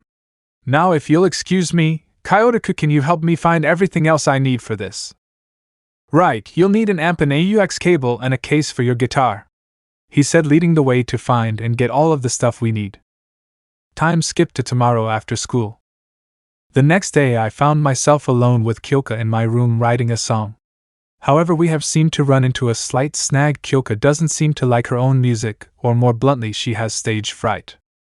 Kyoka-chan, we can't write a song together for the show if you can't sing in front of me, or others for that matter, I told her. I know, it's just only my parents have heard me sing before, and the idea of singing in front of a crowd unnerves me, she told me. What if they couldn't see who you were, like any defining features? I asked her. That might work, she said, pressing her fingers together and blushing. Then follow me, I said. With that, we left my room and I walked us to the archives and into a room I hadn't shown the others yet, waiting for a slightly later date. With that, we looked through some old masks and found an old warding mask. This should do for now, I said, then breaking off the part that would have covered the mouth and handing it to Kyoka. With that we finally went back to my room and Kyoka sang for me. After that we set to work each day. We hung out in my room and wrote and got to know each other more. Gradually she became used to singing to me and stopped using the mask, but the situation was still present, so after she left each day I began to work on 2 masks, one for her and one for me, so it would look like a motif. The black and red one for myself as my normal cloths are bright colors, the other for Kyoka since she previously decided to wear an inverse color of my normal cloths. Time skipped to the next week. We got ready, we were up next and put on our respective masks. Ready, Kyoka-chan? I said. As I'll ever be, was her response. Please listen to this, I feel it deserves more love. Bold is Kyoka, italics is Izuku, both is both. What am I to be? What is my calling? I gave up giving up, I'm ready to go. The future's left unseen, it all depends on me. Put it on the line to follow my dream, yeah? Tried all my life. I've tried to find something that makes me hold on and never let go. Oh. Hero too, I am a hero too. My heart is set, and I won't back down. Hero too, strength doesn't make a hero. True heroes stand up for what they believe. She looked at me and I could just make out the blush. So wait and see. What do they think of me? Who do they think I'll be? I could not care less, I don't want to know. I smiled into the crowd, my true smile. Am I doing right? Am I satisfied? I want to live my life like it's meant to be. Yeah. Tried all my life. I've tried to find something that makes me hold on and never let go. Hero too, I am a hero too. My heart is set, and I won't back down. Hero too, strength doesn't make a hero. True heroes stand up for what they believe in. During this we did a little dance around each other. So wait and see. People will judge for no reason at all. Yeah, they might try to say you dream's dumb, don't listen. They may look down on me and count me out. I'm going my own way. They may look down on me and count me out. I'm a hero and I've got music. Hero too, I am a hero too. My heart is set and I won't back down. Hero too, strength doesn't make a hero. True heroes stand up for what they believe, yeah, I'll be. Hero too, I am a hero too. My heart is set, and I won't back down. Hero too, strength doesn't make a hero. True heroes stand up for what they believe. So wait and see. I have met so many heroes in my life. Gave me the strength and courage to survive. Gave me the power to smile every day. Now it's my turn to be the on to make you smile. After all was said and done, and we took our bows and our masks off, we were both happy, and one thing led to another, and we kissed right there on stage. It was a long kiss, and it felt amazing, like the feel of a setting sun over a symphony of natural music. Although we could barely hear it, the crowd that defiantly increased as we sang was cheering up a storm, even more so as we kissed. Finally we parted. So I guess it is time we make it official then. Will you, Jiro Kyoka, be my girlfriend? I asked her. Yes, I will, Yagi Izuku, she said, leaning in for another kiss, which I happily obliged. Guys, that was amazing, my sister said, running in and hugging the both of us. So it's official now. You knew? Kyoka asked her. Everyone knew, sweetie, Mika, Kyoka's mother, said. That was an amazing performance, you two. I just know you two will make a great couple, Kyorika said, giving me a thumbs up. But just so you know, if you ever hurt her, I will break you, he said. Dad, you couldn't even touch him, be honest with yourself, Kyoka said, stabbing one of her jackets to his eye. The truth reveled in a new student. Flashback 3 years ago, the sleepover, Izuku's POV. After my parents went to sleep, I got everyone and told them we are going to have a meeting. So what is it we need to meet about? Katsuki asked. The truth about what I intend to teach you and its true purpose. I told him. As I did, I pulled out an old book. This estate and everything on it was originally used by an underground organization. That sole purpose was to eradicate beings that eat humans. The organization's name was the Demon Slayer Corp. The Demon Slayer Corp was founded at some point during the Heian period shortly after the first demon was born and became the Demon King. Around 500 years after its founding, a Hashira joined the ranks of the Demon Slayers and created the foundations for the breathing techniques leading to the golden age of the Corp, known and documented as the Sengoku era, which lines up to around the Edo period in our normal history. Wait, you seem to speak of this as if it is fact? Kirishima asked me. Well, if they aren't around anymore, does that mean that the demons were eradicated? Mikumo asked. Well, it is true, Kirishima. As for your question, Mikumo, the Demon Slayer are not around anymore because they thought that they did indeed win, I said calmly, which caused them to relax a bit. The final battle against the Demon King happened well after the Sengoku era in the Taisho period, and not much is known other than he was ultimately slayed by the Ronin Demon Slayer Kamado Tanjiro. Using the very same breathing form I use today, it was claimed he died in the battle, though his body was never found. And your point is? Jiro asked. A demon is born when blood of the Demon King is shared or injected in some way into a human's body, I said. And since his body was never found, I suspect that in the battle with the Demon King Muzan Kibutsuji, the king left every ounce of his blood to Tanjiro, turning him into the next Demon King, one who kept his operations in our country relatively underground. And you suspect this because? Kaminari asked. Have you all heard of the disappearances that happen every day or events of horrible massacres that occasionally pop up on the news? I asked them. They all nodded. These events all share large amounts of traits resembling demon attacks described in the archives. So I asked you all to keep this in mind. I will train you regardless, but I ask that you all be prepared to become new demon slayers in the future. Do you all think you can do that? I'm with you, brother, Izumi said. I promise to do my part so long as I will be protecting people, Mikumo said. Yeah, this sounds so manly, Kirishima said in excitement. Just be sure to train us well, Aizu, Katsuki said. Yeah, I'll do my best as well, Zuzu, Katsumi said. I'll do my best to be the hero everyone needs, Jiro said finally. Back to the present Iba Manami POV. I wasn't born normal. I know that that's rich coming from someone who lives in a society where the norm involves supernatural abilities, but I'm still abnormal. See, I was born with a quirk, that's true. My quirk is called love. I can boost the power of the person I love by telling them out loud how much I love them. The intensity of my love affects how much I boost them. Beyond my quirk, I was born extremely flexible, and an odd mutation in my normal genes affects my muscle. My muscle fibers are around 8 times denser than the average person. 3 years ago, I initially felt feelings for my classmate Izuku Yagi. I had confessed a week or so after school started, but it was unrequited. Then over the course of the year, I saw him training his friends and sister in something, and Mikumo began to catch my eye, maybe because he has changed his style, and were his eyes different. Gradually Izuku's group began to form. They were always easy to spot as his group all wore similar uniforms to his own, and eventually all had their own practice blade, each as unique as the training they do during breaks. Jiro had a wooden practice blades that were tethered to each other by a wooden chain.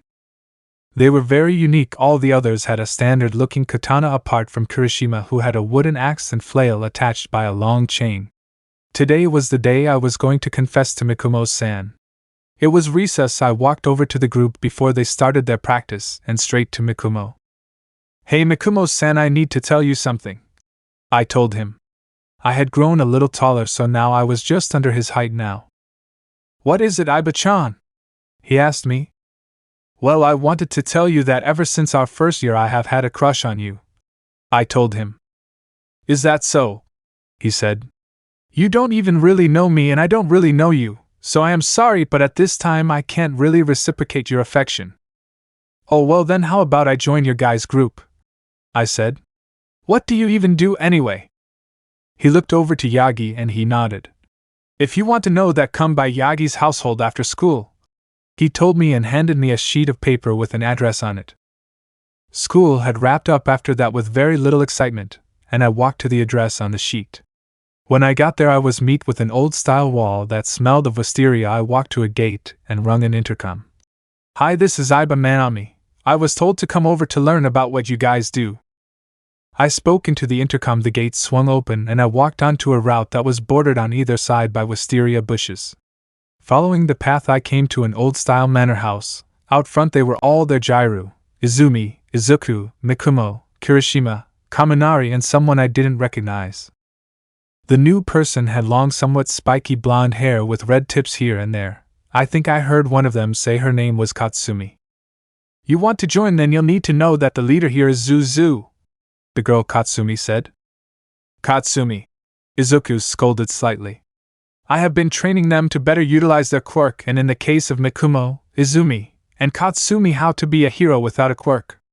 However, we also serve a different purpose. We are the new Demon Slayer Corporation, he stated bluntly. Demons, you have to be kidding, I said, giving off a slight laugh. Have you ever noticed the random massacres on the news or the missing people reports? Those are signs of demons, Jairu said. Really, and how do you know that? I asked. The archives, Izuku answered. Now if you want to join, you need to know that you might have to fight and kill demons, but don't worry, you will be trained to in a special breathing technique suited to your body and yourself. And that will help me to understand you better? I asked Mikumo. Well, that and becoming a hero alongside us, Mikumo said. Then I'll do it, I said. Wonderful. Katsumi, take her baseline stats before total concentration. I'll lead the others in practice, Izuku said, smiling a smile that shined like the sun itself. Yeah, sure, Izuku, you follow me, she said, and we went, and she grabbed a machine. So what you are going to do is run around the manor house until you drop. This machine will count it, and that will be your baseline, she explained to me. Okay, when should I start? I asked. She just nodded her head, which I took as a go, and began to run around the manor. She stood by the machine and just watched the number rise. 3 hours later I finally stopped, and I heard Katsumi talking with Izuku. She tied with my last baseline test when I was using basic total concentration, she said. You're right, 185 laps, that is impressive. She seems to have a unique muscle composition that is 8 times denser than a normal human's, which means that her muscles function at basically 8 times the efficiency of a normal human's. Like, she already has total concentration, yet she doesn't, he explained to her. God, it is so creepy when you use that ability of yours, Katsumi said, sweat dropping. What ability did he use? I thought he was quirkless, I asked. Oh, he is quirkless, but he has what he says is called the see-through world. According to him, anyone can learn it, but only his sister has gotten a glimpse at what it is like. He has had it since birth, as well as what he calls selfless state, though he tries to turn that off unless he is fighting seriously, she explained to me. Anyway, I think I read something about someone who had a similar muscle composition to you, Izuku chimed in, pulling out a book from his cloths. Ah yes, the love Hashira of old had this odd mutation, and according to this you should also be very flexible, are you? He asked me. Yeah, how did you know? I asked. I guess now the best breathing for you to learn is love breathing, he said, passing me a different book he had set on the ground. Katsumi, since love breathing is derived from flame breathing, you should be the one to help her if she needs it. Sure thing, Zuzu, Katsumi said. On the villain side of things. Abandoned warehouse, 12 a.m. A warehouse on the edge of Hosa City. We see 4 individuals discussing their plans for the future. Shigaraki Tamura POV. Master, I know we are planning to kill Almight, I said. But how do we plan to kill him? Tamura, I am sure that Dr. Kyodai has told you of his experiments of implanting multiple quirks into a body. Master spoke calmly from his chair. Yes, though Kurogyri is the most successful test he has had thus far, I said. Indeed he is. The most I can seem to do is add an additional 2 quirks before the body either rejects it or it begins to deteriorate, Dr. Kyodai said, turning away from running diagnostics on Kurogyri. Of course, we have also found better results with me giving the quirk directly, but they can still reject the quirk, Master said. So we need to figure out what makes Kurogyri different, I said. The only difference between him and all the other test subjects is he was originally a hero course student, Dr. Kyodai said. Is that really the only difference you found? A chilly voice called out. Then the lights began to go out one by one till only the one above us remained. Master stood up. "You have exactly 1 minute to explain who you are and how you found us," he said with a firm tone, though I noticed a slight shaking of his hands. Now, no need to excite yourself too much, all for one," the same voice said. "In fact, I do believe we have met before, though pardon me if I am wrong, that happens when you get old," he continued, now walking out into the light. I don't know what it was, but it felt like every fiber of my being was telling me to run from this man. "Who are you?" I belted out. "Who I am is unimportant," he said, looking at me with those piercing red eyes. "What is important is what I can do for all of you." "And what exactly can you do for us?" Master asked. "Oh, several things," he replied with an unnerving chuckle. "For one, I could make you all unbelievably more powerful. Second, I could put you out of what has to be intense pain, all for one. But as for what I plan to do for you today, I intend to help you with this little project of yours." "And what exactly are your credentials for doing that?" I asked him. "Let's just say my blood has some unique properties when added to another being's," he said, chuckling. "I will give you a portion of my blood for you to use in your experiments alone. Believe me, I'll know if it is used for anything else, and in return you will do something for me sometime in the future. Is it a deal?" "We don't make deals with people we don't have the name of." I spat back at him. That was a big mistake. He rushed at me and grabbed me by the throat, lifting me into the air. I swore I felt his nails grow sharp. "I suggest you learn to hold your tongue, boy. The adults were talking, and if this deal goes through, trust me, you'll be seeing more of me." "Now then, Kyudai, all for one, your decision." "Fine, we accept. Just put Tamira down," Master said after he finished. "That's what I like to hear," he said, chuckling as he retracted his nails and set me down. "Now then, Kurojiri, bring them out." "What makes you think you can control my servant?" I spat at him after a coughing fit. "Simple, he was meant to be my servant first," he spat back with venom. "Be glad I have allowed you lot to use him and keep him." As he finished talking, Kurojiri caused an odd door to appear. It was like an old-style sliding door. The weird thing was it was just there. Then the door opened and out walked several people carrying cooler boxes. Kyudai opened one, and inside each one was at least 50 blood bags.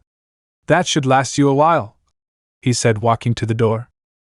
"Will we ever see you again?" Master asked him as the man stepped through the door. "Most assuredly," the man said, laughing as the door closed and ceased to be. As soon as he left, all the light came back on. "Master, he said you and him have met before. Do you remember him at all?" I asked him. "Yes, I vaguely remember him. We had met once before in the dawn of quirks," he said. "He hasn't aged a day, and it has nearly been 400 years. To this day I still don't know his name, only rumors of what a man matching his description can do." "Well, at least for now he is on our side," Kyudai said. "Yeah, and we can hopefully get some better results for your experiments," I replied. "Indeed, only time will tell how far these experiments will be able to go now," Master said. UA Entrance Exam Part 1. Izuku's POV, 3 years later, the night before the exam. We decided that we would all do a sleepover for the night before the UA entrance exam. Some important news: everyone now knows me and Kyoka are a thing, not like we intended it to be a secret. But Mikumo and Iba seem to have started seeing each other, though Mikumo refuses to admit it.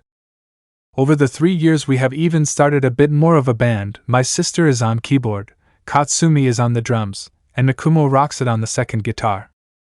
So I am sure all of you are excited. After all, tomorrow we take the first of many steps to becoming the heroes we all want to be. However, all of you need to remember that this is not the only way we can be heroes, and if any of you should fail, you will not be kicked out of the Demon Slayer Corporation," I said to everyone.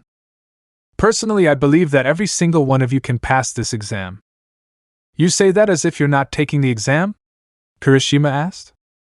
"That's because technically he doesn't need to," Izumi told him. "What does she mean by that?" Kaminari asked. "Well, despite trying to deny the recommendation, our uncle did give me one since he really wants to see me in his class," I replied. "And your uncle is?" Iba asked. "Shota Aizawa, aka the Underground Erasure Head, and assuming we all impress him, our homeroom teacher," Izumi answered for me. And since he wants to see what I can do, so I suggested having me take the practical exam at least. I told everyone. Okay, but I thought he never gave his recommendation? Mikumo asked. He likes to baby Izuku, either that or likes the fact that Izuku is always so calm and mellow. Izumi answered. Anyway, we should all get to sleep. The practical for UA is undoubtedly going to require us to be absolutely alert, I said, and with that we all went to sleep. Time skipped to tomorrow UA gate. Okay, well, they probably have us seated next to each other in the announcement hall. We most likely will be placed into different exam sites. I told everyone, and we went into the building and sat down in the announcement hall. Hello, little listeners, can I get a yeah? President Mike said, coming out onto the stage. Silence. Well, then I'll just explain what you'll be doing today. Today's exam is quite simple. You all will be divided up into one of 7 training grounds. In those training grounds you will be conducting 10 minutes mock battles against foe villains. 3 varieties are stationed at each ground. First, the 1-pointer signified by the 1 on its body, the 2-pointer and 3-pointer all are labeled by their numbers on the body. May I ask a question? A blue-haired boy stood up and asked. Okay, President Mike replied. In the printout that UA provided, it states that there are 4 robots. If this is a misprint, then UA, the most prominent school in Japan, should be ashamed. The blue-headed boy proclaimed, just cutting off President Mike. And you 7, why are you dressed like you are going to a war reenactment? You should be in your school uniforms. If you are not going to take this seriously, then you 7 should just leave. It was then that I stood up. I noticed his eyes bug out a bit at seeing my wooden practice blade and me knickering practice blade, but I cut him off before he could speak up about it. For your information, we are all dressed this way because these are our school uniforms, same reason as to why all of us have blades with us. And as for your first question directed to Present Mike earlier, the printout you pulled out should have told you this, but the last foe villain is worth 0 points, indicating that it is likely intended to be an obstacle, which I am sure Present Mike was about to say before he was interrupted by you. I said in my calming voice, which calmed everyone down. Seems people were nervous when I stood up. Right, you are, little listener, Present Mike said from the stage. You're one of Yagi's kids, right? Yes, now can we get a move on? Oh, and tell Aizawa I am in testing site A, I told him. Then I sat back down and waited through what little was left of Present Mike's presentation. From there we were all split up between the 7 different exam areas. Kaminari POV, Exam Area G. I was nervous. See, every one of my friends has been able to do their breathing style, but me not a single form. I can't use any of them, and on top of that my quirk has a pretty bad limit. See, my quirk is electrification. I can generate an electric field around my body that I can discharge and use to defeat villains. Pretty cool, right? Well, you would be wrong. See, it has two major downsides. The first, I can only discharge the shock indiscriminately unless I am touching the opponent, and Izuku has been trying to help, but none of his efforts have really helped. The second downside is, well, if I go over a certain wattage of electricity, my brain kind of gets fried till I can recharge the energy I lost. I think I can do pretty well in this exam with just my quirk, but I feel like I might let Izuku and the others down if I don't use my breathing technique at any point during the exam. Hello, little listeners, Present Mike shouted from the roof of the observation tower. I saw the gate lower and my gut just told me to go for it, which I did and ran through the gate. What are you all waiting for? Those 8 have the right idea, go. I was running down what was basically the main street through a large city. There were foe villains everywhere. As I was running, I pressed my hands against each one, delivering large shock to each one. There goes a 1-pointer, there a 3-pointer, and that how it went, taking down many foe villains. Then I got to an extremely crowded area with an insane amount of villains, no doubt intended for a group of us to work together, but what I did was lure as many of them to me as possible. Special move, indiscriminate shock, 1.3 million volts. I called out, unleashing my super move to clear as many of them as possible. The observation tower, third POV. Well, that kid just used his trump card according to his file, but he did earn a lot of points, Vlad King said next to Nisa. Indeed he did. Wasn't he one of the kids who was trained by Yagi's boy? Nisa commented. Yeah, and don't take your eyes off of him. He defiantly still has something up his sleeve if he was trained by Izuku. Back to Kaminari. More foe villains surrounded him, and were right about to pounce. when suddenly he crouched down into a very low stance and placed a hand on his blade's hilt. Total concentration, thunder breathing, first form, thunderclap and flash eightfold, he said, and in a nearly imperceptible movement, he dashed forward, slicing off the foe villain's head, and dashed again and again, slicing off the heads of 8 villains and returning to his starting position insanely fast, returning the blade to its sheath. Like this, only in more of a circle, and sorry, but this is the largest size I could find compatible with Wattpad. See, I told you he would have something up his sleeve being taught by Izuku, Aizawa told everyone. Kirishima POV, Exam Area F. I was well prepared for this through all of the training I had undergone with Izuku and our friends to use my breathing style and use my quirk for defensive purposes. I stood in front of everyone and waited for the gate to open. When it did, I rushed in. What are you all waiting for? Those 8 have the right idea, go. President Mike said behind me. I ran, pulling out my axe and flail, getting them ready. Then I saw them, the first of the foe villains. I took a deep breath in. Total concentration, stone breathing, second form, upper smash, I called out, throwing out my axe and flail, smashing down on the chain to force the flail to smash my target, destroying it. I pulled back on the chain and realized I had been surrounded. Stone breathing, fourth form, volcanic rock, rapid conquest, I said, spinning the chain and launching out the flail and axe to my enemies, destroying even more of the foe villains. Observation tower, third POV. That kid in Area F is quite literally tearing through the foe villains, Midnight said. That is one of Izuku's kids, and according to his file he hasn't used his quirk yet, Power Loader commented, looking up from the file. How has a quirkless kid trained so many of these kids to fight so well? Vlad King commented. Don't disrespect my niece and nephews, Aizawa bit back at Vlad. I thought you only had one nephew, Midnight commented. The Yagis adopted the son of the disgraced hero about 6 years back, the local 4-armed one. I think he was fourth kind's younger brother, Niza told her. Oh yeah, isn't he also in the roster this year? She asked. Yes, he is, though you probably wouldn't recognize him, Aizawa replied. Entrance exam PT2. Mikumo POV, Area E.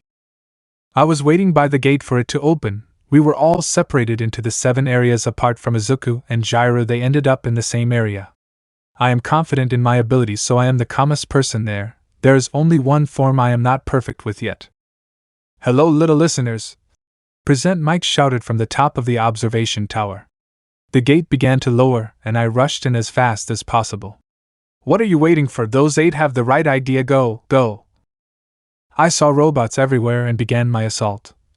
Total concentration, water breathing, third form, flowing dance, I said calmly. I swung and bent my blade in a winding motion and danced in a flowing pattern, slicing every foe villain in my path to bits.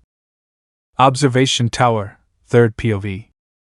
That kid took so many of the villains down with a single attack, and such a precise one as well, President Mike pointed out to everyone. Hus says he is quirkless. How did he do that?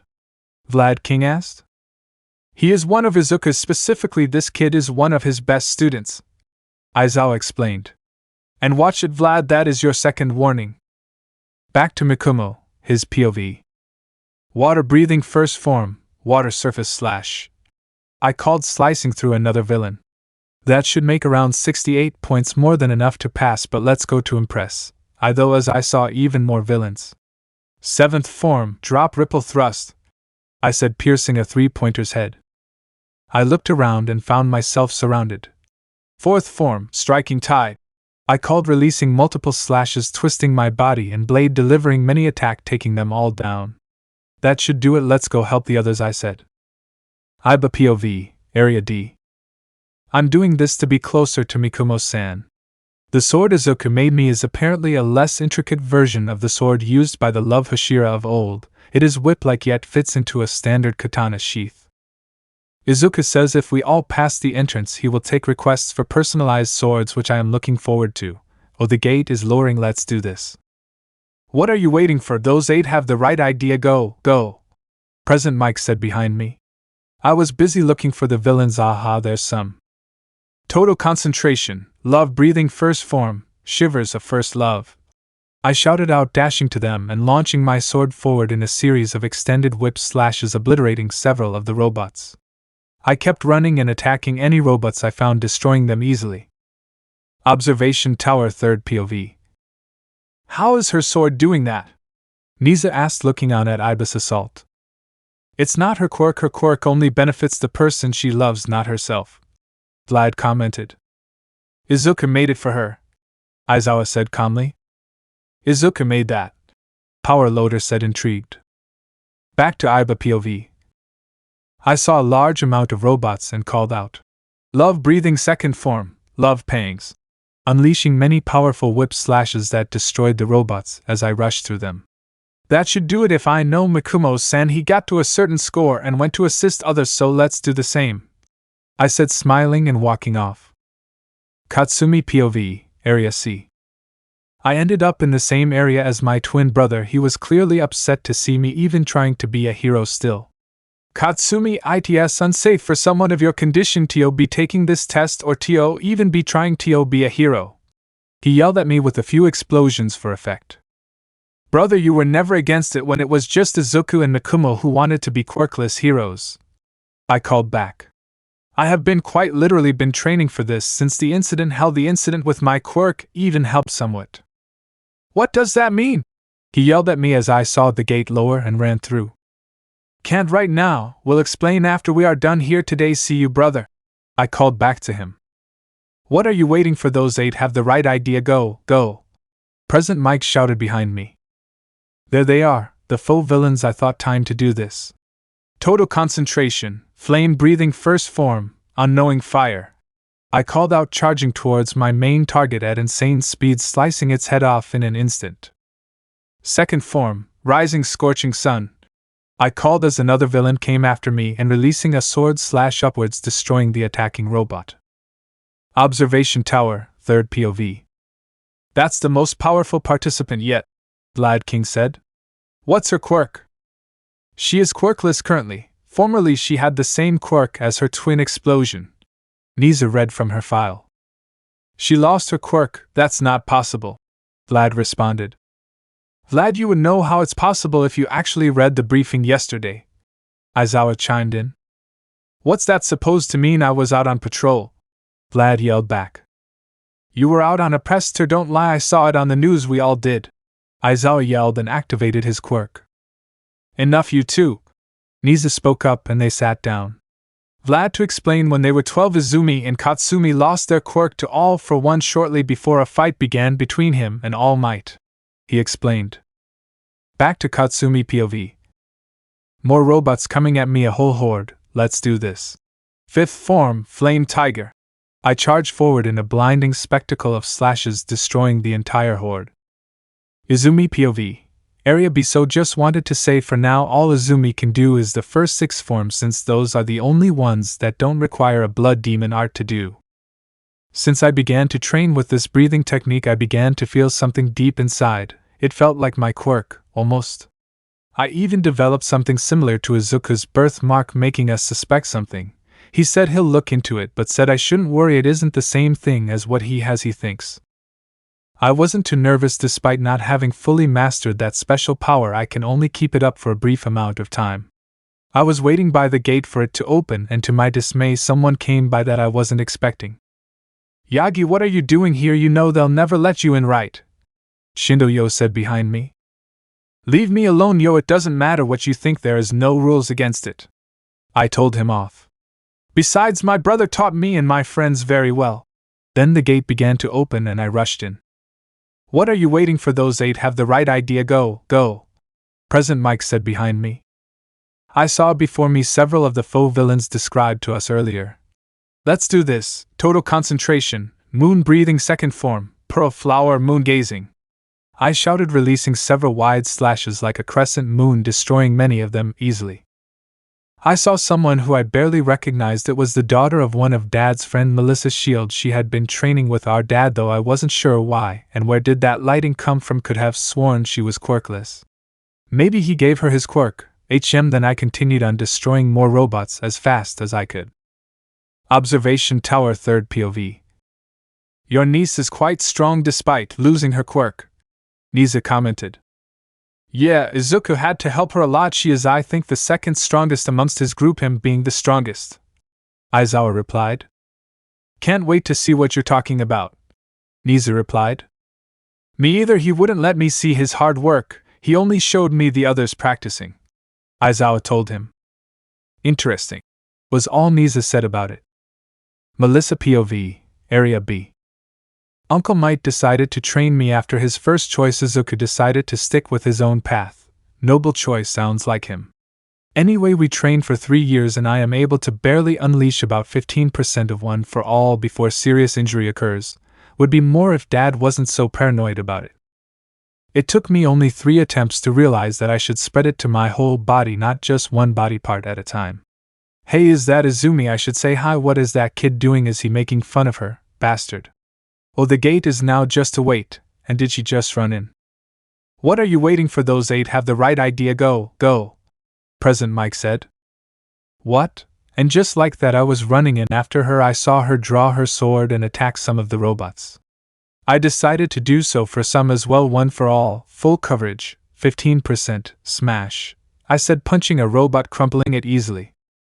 After that we ended up getting separated and I went on to destroy many more of the robots, gathering up what I could estimate to be around 76 points, I think. Not much happened after that till I heard a lot of screams and a loud shattering sound like glass being shattered in mass. Then the ground shook and I looked up and saw a giant robot, and realized it was the 0-pointer. Entrance Exam PT3. Kyoka POV, Area A. This is a time to finally follow the other part of my dream, being a hero to save and protect others. Thanks to Izuku, I know I don't have to give up on music. Sure, I still have a bit of stage fright, but I don't need my mask anymore. The only reason I still wear it is it has kinda become our thing. We all wear masks. Me and Izuku still wear our fox-based masks. Izumi and Katsumi wear cat-themed masks and Mikumo wears a water dragon mask. Izuku and Jiru's masks. Izumi's mask. Katsumi's mask. Mikumo's mask. Izuku told me that for the form of breathing I use I need these little bombs. Also said they were a pain to recreate. They are about 1 inch in diameter, no fuse, they detonate with friction. In fact, that was required. The explosion creates a unique reverb with the blades. Took a long time for me to be able to handle these things. You're going to do great, sweetie, just trust your instincts and your technique, Izuku said next to me. Thanks for that, it really helps. I was pretty nervous, I replied. The gate began to open and I saw out of the corner eye Izuku nod. Together we rushed in. What are you waiting for? Those 8 have the right idea. Go, go, President Mike said as we rushed in. The others must have had the same idea. I saw several of the robots up ahead. Izuku split off almost immediately, not that I can keep up with him going all out anyway. Let's do this, I said. Total concentration, sound breathing, first form, roar. I called out and unleashed a number of bombs ahead of me. Pulling my swords out I launched the further they slid on the bots, and they exploded. Second form, eruptive gash. I released 2 horizontal slashes crossing my arms, then going back the other way for another 2 slashes, all this while releasing numerous bombs. It went on like this for a while. I racked up many points. Observation Tower, third POV. Oh, is that the girl he is with? Midnight said. Way to go, Izuku. What is she throwing? I've never seen a bomb so small. Power Loader commented. Izuku made them, Aizawa said. He has made everything you have seen them use. Those swords, he even claims they have special properties. You mean apart from the whip-like structure of Miss Iba's sword? Niza asked. Yeah, and he has a special practice doll, says it's antique, looks like it's made of porcelain. Had Izumi demonstrate her technique on it for me, Aizawa replied. Correct me if I am wrong, but Izuku seems to have a wooden practice blade as well as a metal one, Vlad King said. Hey guys, are you seeing this? Mike interjected. What is that? He was pointing to the screen where we see a blur go by. Power Loader, can you slow down the footage please? Niza asked. Yeah, it might take me a bit to isolate this footage and slow it down, maybe till we go in to review the footage further, Power Loader replied. Okay, get to work on it, we need to know what that was, Niza said. Now everyone back to the screen of Miss Jiru. Kyoka POV. I think I have gathered enough points to impress, to say the least. Now then, let's go help some others. Boom. What was that? I shouted and looked around frantically and saw a giant hand emerge from behind a building. It began to crush the building slightly like it was freeing itself. Rubble began to fall from the building, threatening to crush some examinees. Fifth form, string performance. I shouted, jumping into the air and throwing bombs to destroying as much rubble as possible. I got caught under some fresh rubble and pinned to the ground. Kaminari POV, Area G.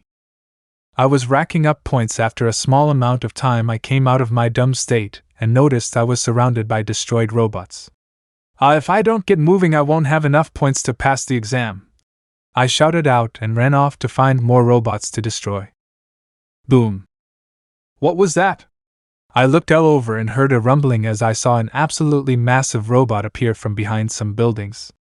I saw smaller robots running in the same direction as the crowd away from the behemoth, and I panicked, discharging a large amount of electricity, frying me again. The robots around me were destroyed. Thunder breathing first form, thunderclap and flash sixfold. I called out in my altered state and rushed at the massive robot. As I rushed at the robot I hopped and rushed from building wall to wall till I was directly under its head and I sliced right through the head.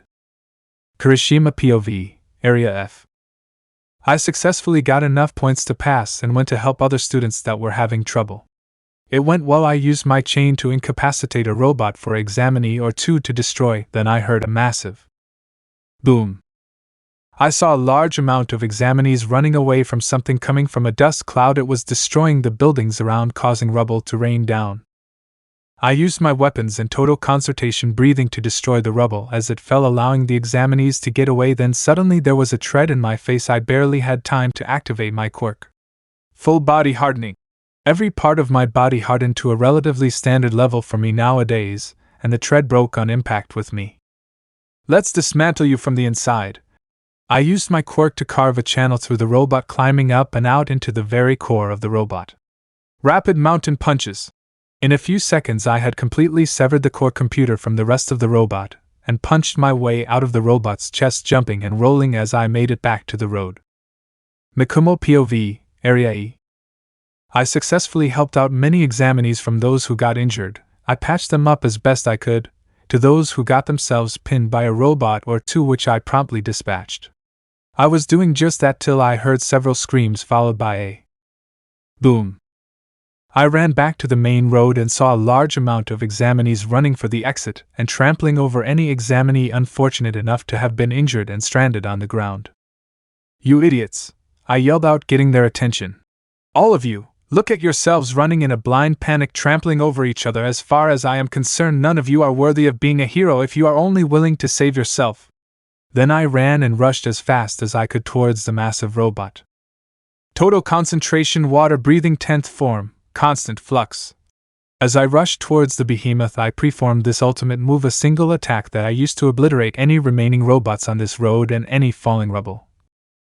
With each rotation of the attack it grew in power, and with a large run up a building I leaped and slashed right into the robot, slicing it in half. Iba POV, Area D. I was helping students out of tight pinches, using my special whip-like blade to destroy or incapacitate the robots for other examinees to destroy. Things were going so well until boom. That must be the zero-pointer Izuku mentioned. Let's just rescue anyone caught in its path of destruction. I ran around and pulled people out of the way of rubble, sometimes just destroying the rubble so it avoids them, and when the path was clear. All right, big boy, just you and me, I called out. Love breathing 3rd form, cat love shower. I leaped forward and unleashed numerous arched attacks in quick succession. One hit its left shoulder, cleaving it off, another hit its right shoulder, and slashed all the way down to its hip joint, not quite cutting clean through. Finally a slash whipped around and slashed through its neck, effectively disabling it. Katsumi POV, Area C. I defiantly passed this exam. It was easier than I thought it would be.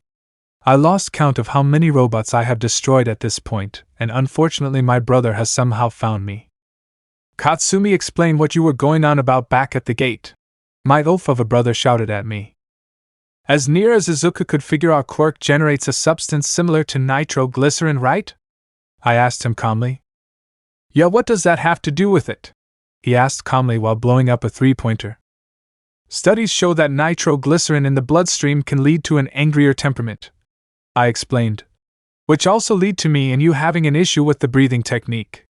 Since with anger your body automatically takes shallower and quicker breathes. So you're saying I can't do this stupid technique of Izuku's because of my quirk? He asked me. In the simplest of terms? I countered. He nodded. Yes. Boom. We both looked in the same direction as the noise and saw a massive dust cloud. Brother, do me a favor and get everyone out of the way while I handled the 0-pointer, I said and rushed off at blinding speeds to the wreckage. I ran till I saw the robot up close for the first time. Wasn't expecting I'd have to use this. Flame breathing 6th form, flame that pierces the sky. I ran forward till I was close to the robot and bent down, jumping up and turning my sword upward.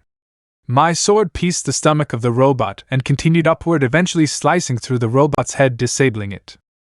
Izumi POV, Area B. I had enough points to pass, I'm sure of it, so I turned to helping everyone out. I ran from injured student to injured student, gently picking them up and carrying them to recovery girls' site for those who got injured. I was carrying Shindo over, who had rendered himself immobile from his own quirk just as I placed him in the cot. Boom. I looked behind me to see a massive robot. Must be the 0-pointer, I thought to myself. Then I saw the buildings being destroyed and rubble threatening to land on people. I rushed forward and started to pull or push as many people out of the way of the rubble as I could. Then the 0-pointer swiped, and the top 3 floors of a building were going to fall on everyone. Moon breathing 6th form, perpetual night, lonely moon incessant. I released several curved slashes several meters above me, turning all of the rubble into dust.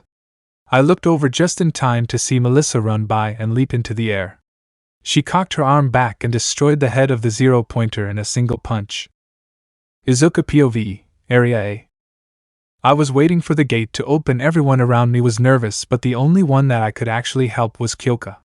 She wasn't insanely nervous, but I could tell something was bothering her. Maybe she just isn't confident in her skills yet. You're going to do great, sweetie. Just trust your instincts and your technique, I told her calmly, giving her my genuine smile. Thanks for that, it really helps. I was pretty nervous, she said. The gate opened, and we both rushed in. What are you all waiting for? Those 8 have the right idea. Go, go. Present Mike announced behind me and Kyoka. Shortly after we crossed the gate, I split off from Kyoka, heading to the further back streets to take on robots there. Observation Tower. Present Mike POV. Everyone else was currently talking about all of the other students, debating their points, and so on. I decided to stay quiet and just watch the exam and observe the students. I know a surprise coming from me, the loudest hero. I looked to a screen and saw something very fast zip past the camera, and the robots that were in the shot were obliterated. Hey guys, you seeing this? I said, pointing to the screen, rewinding it a bit, showing them.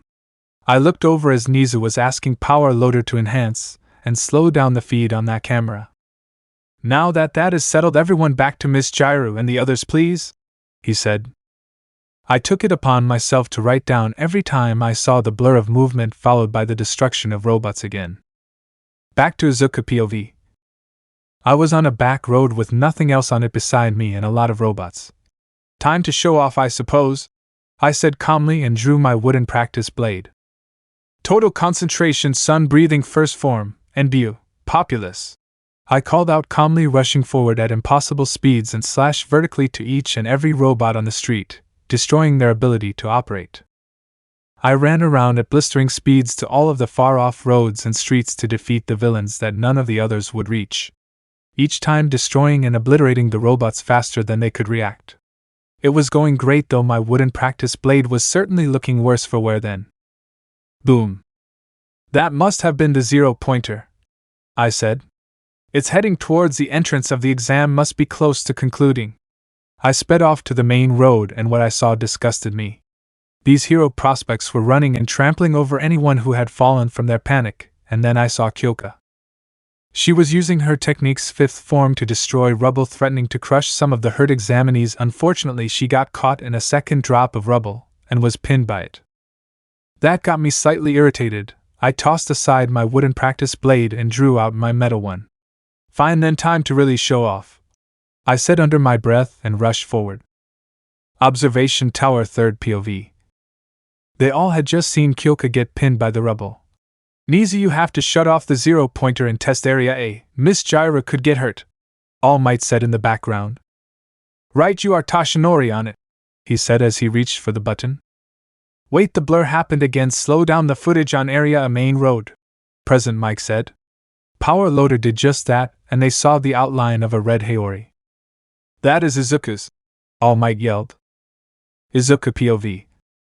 If you want to hurt my loved ones, you'll have to face my judgment. Total concentration, sun breathing, 7th form, beneficent radiance. I shouted out loud and leaped into the air, spiraling around, delivering a slash that surrounded the robot. Ultimately, the 0-pointer was so damaged that it merely took a stiff breeze for it to fall over after that, and the moment I landed on the ground, I rushed over to Kyoka and freed her. Further investigations into moon breathing. Izuku's POV. After the entrance exam, Izumi came running up to me. She was breathing heavily. Must have forgotten to use total concentration breathing there.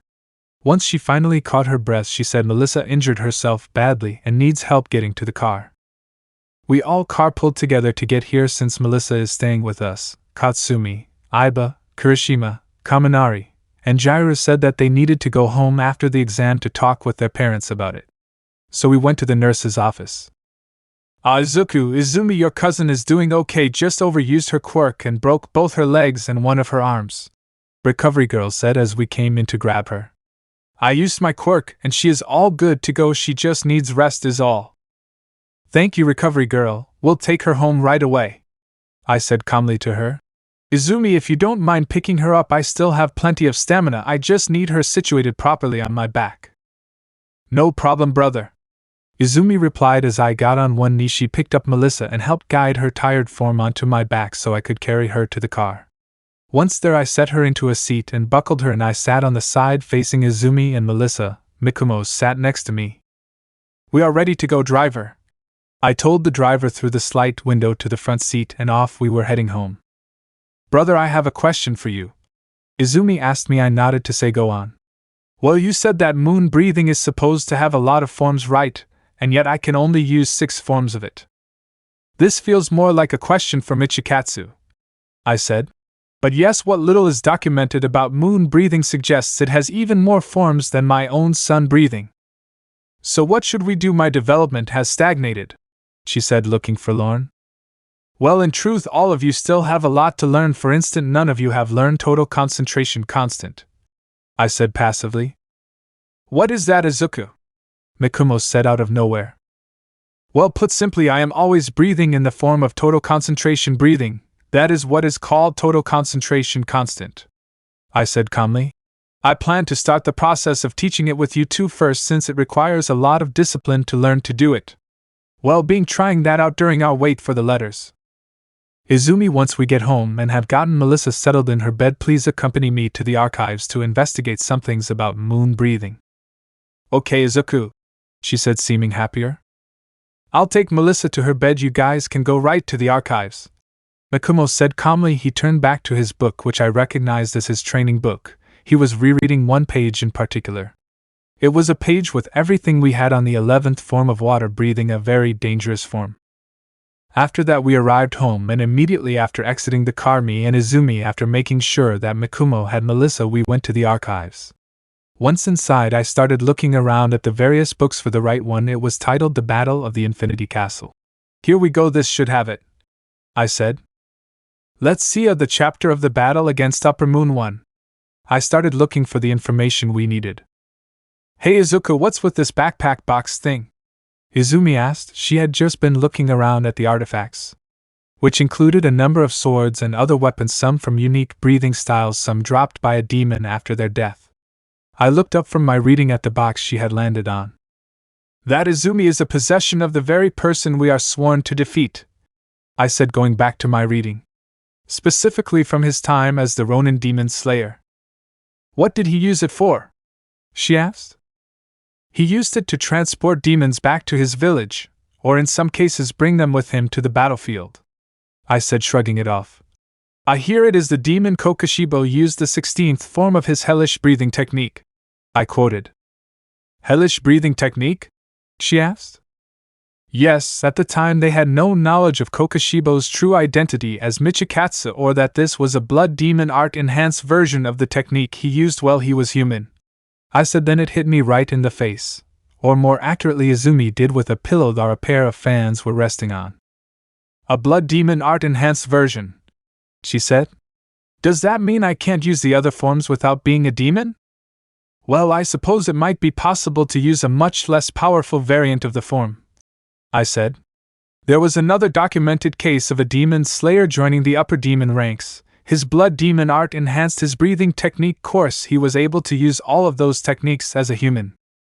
So unless he made the form after becoming a demon by taking his blood demon art into account, it should be possible for you to use them. Short answer, please. Izumi interrupted me abruptly. Long explanation short, if the form you are trying to use wasn't made taking into account of his blood demon art, then yes, you should be able to use the form moon breathing. I summarized my rant. Well, how do we know if it was made with his blood demon art in mind? She asked me. Well, you asked him yourself. He came to you in a dream like Yoriichi did with me. Try going to him. I've done it a few times to learn some things from him directly, I told her. How do I go to him directly? She asked. Try meditating and reaching out to him. If he doesn't show, keep trying, and eventually you will reach your spiritual epicenter, as he once told you, I told her. After that, we went back inside and I began to tell her how to meditate properly. Izumi's POV. After dinner, I decided to work on meditating to talk to Michikatsu. I sat down in my room, crossed my legs, and placed my fingers over each other and formed a circle with my thumbs.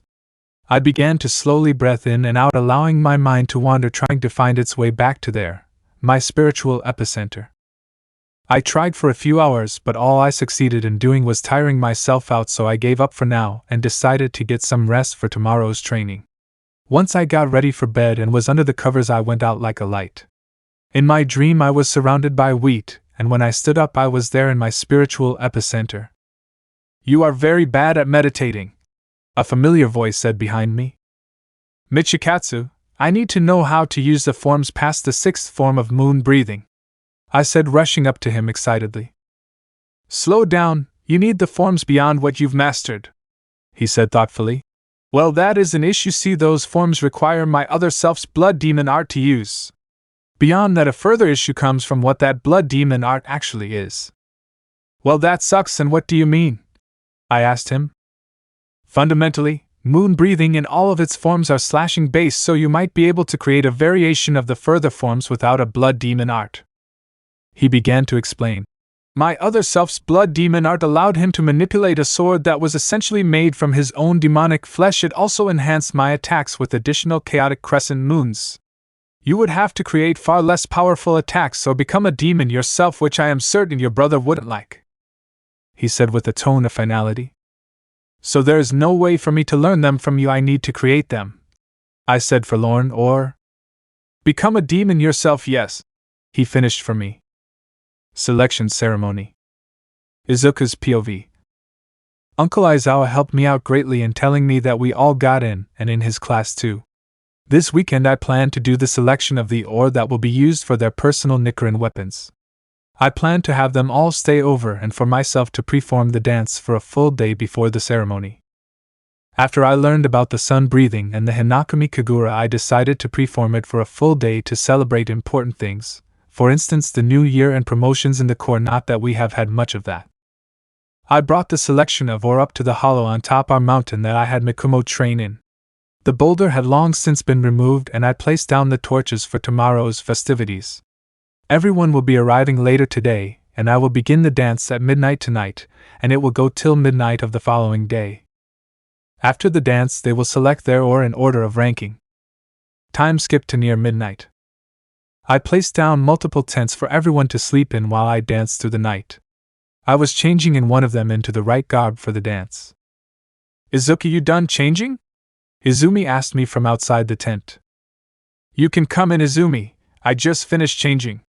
What time is it? I asked her. Almost time. I've been meaning to ask, how do you do this? It's unnatural, she asked as she came in the tent. Once you have mastered total concentration constant, you will be able to do it too. Or maybe create your own dance suited for you. I told her. You really think I can? She asked. Yeah, I genuinely believe in all of you, I said, hugging her. Now let's do this thing. Some of my family and my friend's family are seeing this for the first time. Aizawa was genuinely smiling. I loved seeing him with Uncle Mike and Auntie Midnight. His adopted son was looking at me stunningly, watching my movements. Maybe Aizawa wants me to help train him, we'll see. From there I danced the night away, everyone watching me till they eventually grew tired and retired to one of the tents. I would remain vigilant in the night, continuing the dance flawlessly. Shigaraki Tamura POV. Doctor, how are the experiments going? I asked Dr. Kyudai. My experiments are going well and your request should be ready soon. You need to be prepared to gather information soon, he replied. The good doctor is right. The Nomu before you has shock absorption, hyper-regeneration, and its body is fortified by the blood that has been gifted to us, Master said from his chair. Truth be told, I don't even think it needed the hyper-regen quirk, as it regenerated pretty fast to begin with. There is something quite odd though, you see, it has an odd obsession with consuming human flesh, Dr. Kyudai commented. What do you mean? I asked him. Well, when drastically damaged it tends to ignore orders given to it in order to find someone to devour to restore its strength, he said. This seems to also cause it to go through a slight evolution, giving it more power if only just. Well, that's a good thing, isn't it? I asked. It would be Tamura, if it would still discern between any other human and its master, Sensei said from his chair.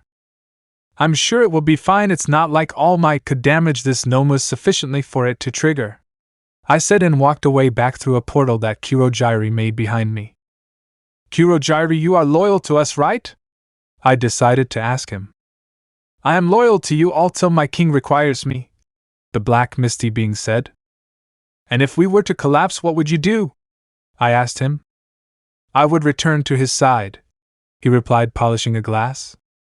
If Master should die, will you take me to him? I asked him. If he would permit me to, certainly, he said, barely looking at me. I'll be in my room, feel free to go out for a bit, Kurojairi, I said, and went to my room. As you wish, young master, he said, and bowed. His mist wavered for a moment, and I saw his face for a brief moment. His eyes held the kanji upper 4. Time skipped to the next day. Izuku's POV. They all brought up food and began to treat the day as a festival. As midnight drew near, I launched into the final round, my dance. With a strike to the right, spin around to the left, twirl of the blade, and pulling it back to the front of me, concluding a slight bow. Father, unveil the ore, I said to my father next to the table with the ore. Core, line up in your ranking, I said, walking over to behind the table. Their order is as follows: Izumi, Katsumi, Kirishima, Jairu, Kaminari, Mikumo, and Iba. Step forward, Izumi, and select the ore that will be used to forge your blade. How do I pick? She asked me after she stepped up. You all will know the ore that best suits you, I told her and those behind her. Izumi picked up nearly every ore and looked at it closely, then finally she decided, this one, she said. Hold on to it for now, I told her, and she stepped aside. Katsumi stepped forward. She looked at each ore, and when she saw nothing, began to test it in fire. She decided on a ore that took a long time to heat up. This is the one, she said, and stepped aside. Kirishima stepped forward, I said. He did, and we picked up an ore and hardened his arm and banged it onto it. This one will do, he said when one sparked in a way he likes. Jairu, my love, your turn, I said.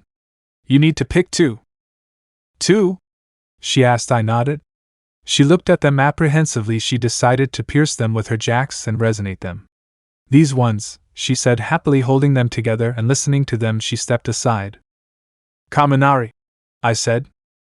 He stepped forward and looked confused. But I got in with my quirk alone. I can't even do the breathing thing, he said, till I interrupted him. Kaminari, pick an ore, I told him. You need more training, but you certainly can use the breathing thing as you put it. He picked up each one and began to send charged pulses through the ore end. If I have to pick one, it is this one, he said. Mikumo, your turn, I said, and he stepped up. This one, he said, immediately picking one up. Well done, Iba, your turn, I told her. She picked up several of the remaining or seeming to test the weight of them, and she decided on a pretty hefty one. This one is Izuku, she said. Well done all of you, and in the process of creating the swords you will be helping me in it all, I told them. From here on out you all are official members of the Corps. The forging of their final blades. Izuku's POV. Mikumo's blade was by far the easiest. He wanted his blade to look identical to one he used in practice. His blade is a standard length katana with a white leather wrapped grip with blue underlayer. The guard is a red hexagon layered on another one with a yellow hexagon as the center. The blade itself turned blue on the edge when he drew it, marking him as a user of water breathing. Ignore the word inscribed, he won't earn them till he is made a Hashira. Next I forged the katana for my dear friend Katsumi. She wanted a blade that matched the description in our records of the last flame Hashira's sword. Of course I left off the inscription reserved for the Hashira. Next I made Kaminari's blade. He wanted it to look like the blade used by Zenitsu in the records, only he wanted his main color to be black to fit his personality more. After Kaminari I did the weapon for Kirishima, which is already a tricky weapon to make, a flail chained with an axe. When all was said and done, Kirishima just wanted the grip to be styled in the colors for his cloths. Next I made my dear Kyoka's twin blades. The blades themselves remained identical in size and weight to her practice blades, and she wanted to match her cloths. She wanted a unique Tsuba the guard, which she asked for it to be designed with music notes. So I made a simple 3-note design surrounded in a circle. Lastly, my sister Izumi's blade, she wanted one identical to mine, replace in reference to the sun with crescent moons and a purple wrap for he grip. The Quirk apprehension test. Izuku POV. Today was our first day at UA. We are all in Class 1A. I have warned all those not familiar with my uncle to do as he says as fast as possible. I also got us permission to wear our normal cloths and our swords from Principal Niza. We were walking through the halls. Jiru was right next to me, Iba was clinging to Mikumo's arm, and Izumi and Katsumi were walking holding hands. So Izuku, you know where we are going, right? Izumi asked me. Yes, the door right there is our class, I replied. Sama? A stuck-up elitist, then? I should blow you to bits. We all hear a familiar voice. Oh yeah, he's in our class, Katsumi said after slapping her palm to her forehead. Who is she talking about? Iba asked. Her brother, he is a dropout from our training, Mikumo told her. I opened the door, and the whole class shut up seeing us. We walked in and they all remained silent. Then Melissa spoke up from the back of the class. Oh hi guys, haven't seen you guys in 2 weeks, how you been? We've been fine, Melissa, Izumi said. You are all the top scorers. How did you know about the hidden point system? The blue-haired kid with engines asked. You're Tenya Ida, right? Brother of Ingenium? I asked him. He nodded. Well, we all only did what a hero would do in the moment, save those in trouble. Yes, I see, Ida replied. You all are the lot at the top of the list, right? Which one of you came in first? A black-haired girl with a high ponytail asked. I didn't need to turn around to know that my friends were all pointing at me. As my friends have offered, yes, it is I how passed with more points that Almight, I said. And what is your quirk? She asked. Quirk. Me, my sister, Katsumi, and Mikumo here are all quirkless, I said, pointing to each of us in turn. I can confirm what he says, Bakugo yelled out to the class.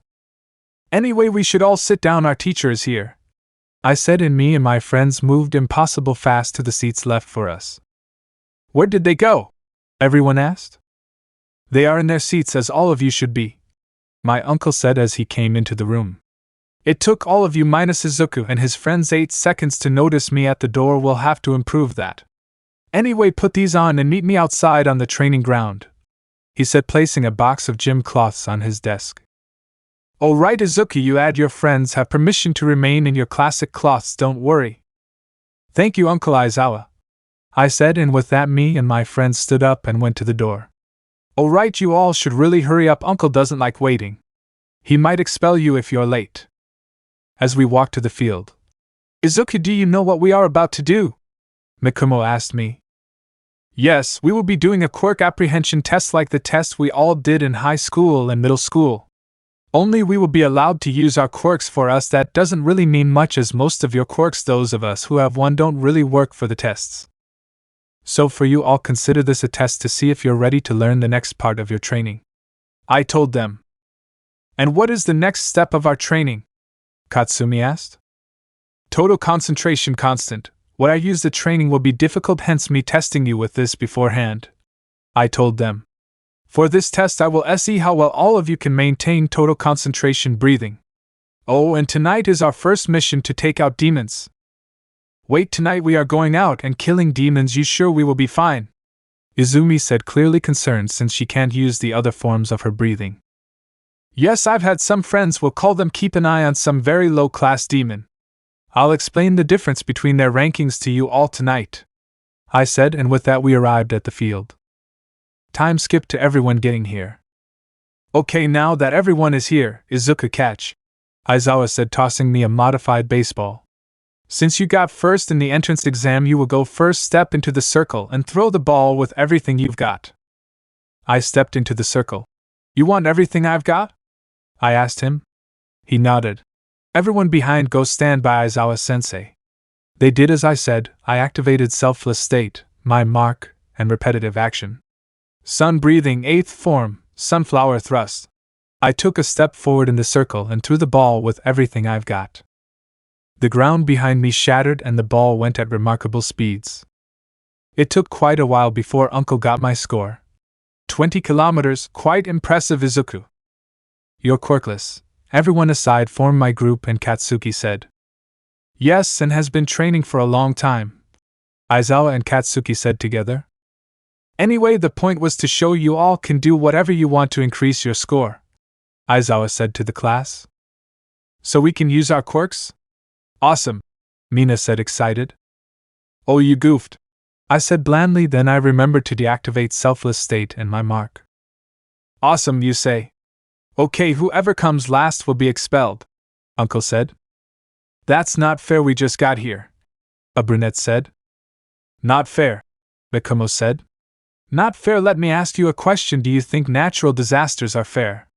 Maybe you think villains randomly attacking are fair too. Oh, I know you think it is fair to be born quirkless and be mocked by everyone around for lacking something you have control over. As a hero and members of the hero course, it is our job to learn how to fight back that unfairness. Well said, Mikomo, Aizawa said calmly. Time skipped to after all the tests. Izuku Yagi first. Izumi Yagi second. Katsumi Bikugo third. Mikomo Yagi fourth. Kyoka Jiro fifth. Ijiro Kurishima sixth. Manami Iba seventh. Denki Kaminari 8th. Melissa Shield 9th. Momo Yayorozu 10th. Shoto Todoroki 11th. Katsuki Bikugo 12th. Tenya Ida 13th. Fumikage Tokoemi 14th. Mizo Shoji 15th. Mina Ashido 16th. Ochaco Uraraka 17th. Koji Koda 18th. Rikido Sato, 19th. Tsuyo Ajui, 20th. Yuga Oyama, 21th. I swear to those of you who know that was not on purpose. Oh, by the way, I lied about the expulsion thing, Uncle said. It was a logical ruse to get you all to try your best. Merci, Aoyama said from the ground, his stomach clearly still acting up. Really, I thought it was obvious, the black-haired ponytail girl said. It wasn't a lie. If he saw no potential in any of us, he would have expelled us, I told them, heading back to the classroom with my group. Wait, really? Someone stopped me to ask. Yeah, he expelled his entire class last year, I told them and continued forward. As we were walking, my sister asked me, didn't he reinstate his entire class last year? Yeah, but they don't need to know that, and besides, it is how he teaches them their own mortality in a safe manner, I told her. Our first mission. Izuku POV. Mina wanted us to all introduce ourselves after we all had grabbed our syllabus, which was fine with me. I informed all of the core members to meet at my house tonight for a mission briefing. We all arrived at around the same time. Many of our parents were now aware of what we have actually been training for. Okay, Izuku, we are ready to know our mission, Izumi said. First and foremost, you all will be receiving these, I said, clapping, and crows descended. These are your Kasugi crows, as I am sure you have read. These are the friends I mentioned. They will guide you each to the demon you must kill. Why do I have a sparrow? Kaminari asked. He is a member of their ranks, so just follow him to your demon, Kaminari, I told him. Anyway, across the city right now there are 7 low-ranking demons. You each have been assigned to one of them, and you will kill them for the safety of the civilians.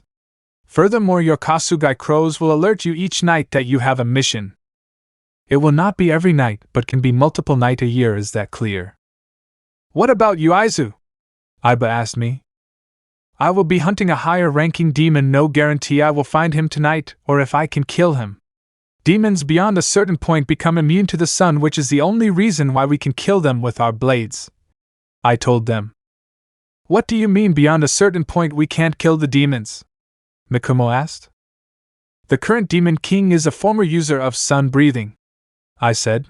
When he was turned into a demon by his predecessor, he rapidly became immune to the sun. Now any demon beyond an unknown point will gain immunity to the sun just as he has. So what is the point of us fighting them? Katsumi asked. What is the point of fighting them? The point, Katsumi, is to save human lives and to find a way to kill the demon king, I told her. Just because we can't at the moment do it doesn't mean we can't in the future. As for the small fry, they can only come out at night because they are still weak to the sun. How widespread are they? Izumi asked. The ones for this mission, this city, they are pretty new demons, I said. I doubt they will even have a blood demon art. What is a blood demon art? Kirishima asked. A blood demon arts are special powers exclusive to each demon, kind of like our quirks, huh? Izumi answered for me. Anyway, follow your crow's directions to locate your demon and kill it, I told them. And remember, go for the neck. Oh, and don't be seen killing the demon, you might be mistaken for a murder. Kaminari POV. Thank God my demon wasn't far away. I really don't know why Izuku thinks I can do this total concentration breathing thing, cause I can't. My sparrow just kept flying in one direction, so I followed as fast as I could till we eventually reached a temple. I walked up the steps and to the damaged temple door. I look inside and almost throw up. The smell, it was atrocious. The air was thick with the scent of blood, and the bodies cast into a corner, meat left on them left rot. Hunched over a freshly killed human was gray-skinned demon with blue hair, just ripping and tearing meat off of the bone. More fresh meat. Leave me be, I need to finish eating her up before she goes bad, he said, barely sparing me a glance. I can't do that, I said. I was tasked with killing you. Is that so? He said, turning around and looking at me slightly. A katana? Ha ha ha ha, I thought you guys were just a myth. A demon slayer in this day and age. I only ever heard stories about you from passing demons. He attacked me swiftly and made to claw out my throat, but I reacted and used indiscriminate shock, max voltage, canceling his attack and knocking me dumb. God, that hurt, you little bastard. Thunder breathing, first form, thunder clap and flash, I said, rushing forward. He barely had time to dodge, and I grazed his hair. What the hell, why didn't he do that before? The demon said under his breath. I returned my blade to its sheath. First form, thunder clap and flash threefold, I said, rushing in. He thought I was going for his head, but I feinted the first pass to his left leg, cutting it off. The second pass went to his right arm, and the final pass decapitated him. After killing him, I came back to normal brain function. Why is he burning up? Well, he's dead, so I can head back to Izuku's, right? I said. Chirp, the sparrow replied. Manami POV. My Kasugai crow led me to the demon, and frankly it was a little easy to beat him, so I asked him to take me to see my love fight. Which is exactly where I was headed when I heard I got sidetracked by another demon showing its face. Pink hair with green tips and wearing a katana at her hip. Hey, you look familiar, the demon said. Have we met before? The demon moved closer. He had a kanji in his eye crossed out. His eyes bugged out for a moment, as if he realized something. Oh, I'm sorry, please don't destroy me, Miss Iguro. Then he ran off. That was weird, should I chase him or whatever, let's go see Mikumo-san, I said after he was gone, and on I walked. Mikumo POV. Izuku's intel was wrong, there wasn't one demon here, there was 3. If that is the case, why is there only one sent? I looked behind me and saw briefly the visage of the thing that trained me. Flashback. 6 years ago, when we all started training, Izuku had realized that I was hiding something because of the abuse I suffered by my terrible family. I was hiding my insanely keen sense of smell. He told me he knew someone who had a similar ability. Even said they were a former member of the Demon Slayer Corps. That was the first day he had me train on the mountain with Urokodaki-sensei. Izuku wouldn't let me train with the others till I had finished Urokodaki's training. So he has decided to act on his plan, has? I heard as I came upon the mountain shack. I was Hashira long ago, before the fall of the previous Demon King, and I was slaughtered by the current Demon King. The apparition revealed himself. Because he slaughtered me, I swore I would never rest till he was defeated. Who are you? And what are you to be able to live this long? Are you a demon too? I asked, a little scared. He just looked at me for a moment, then threw his head back in laughter. Ha ha ha ha ha ha. No, dear child, I suppose you could say I am a ghost, and young Izuku was the first person I trained since my death. Now tell me, what breathing are you learning? He asked. I pulled out the book Izuku gave me. Water breathing, I think, I told the ghost. Ah, so that is why he brought you before me. I used to be one of the trainers for the Demon Slayer Corps, specifically the water-breathing trainer, the ghost said. You can call me Urokodaki-sensei. Got that time to train. And over the course of 3 years I trained with him insisting I start to use my gift since he had something similar in life, and it was invaluable to his life.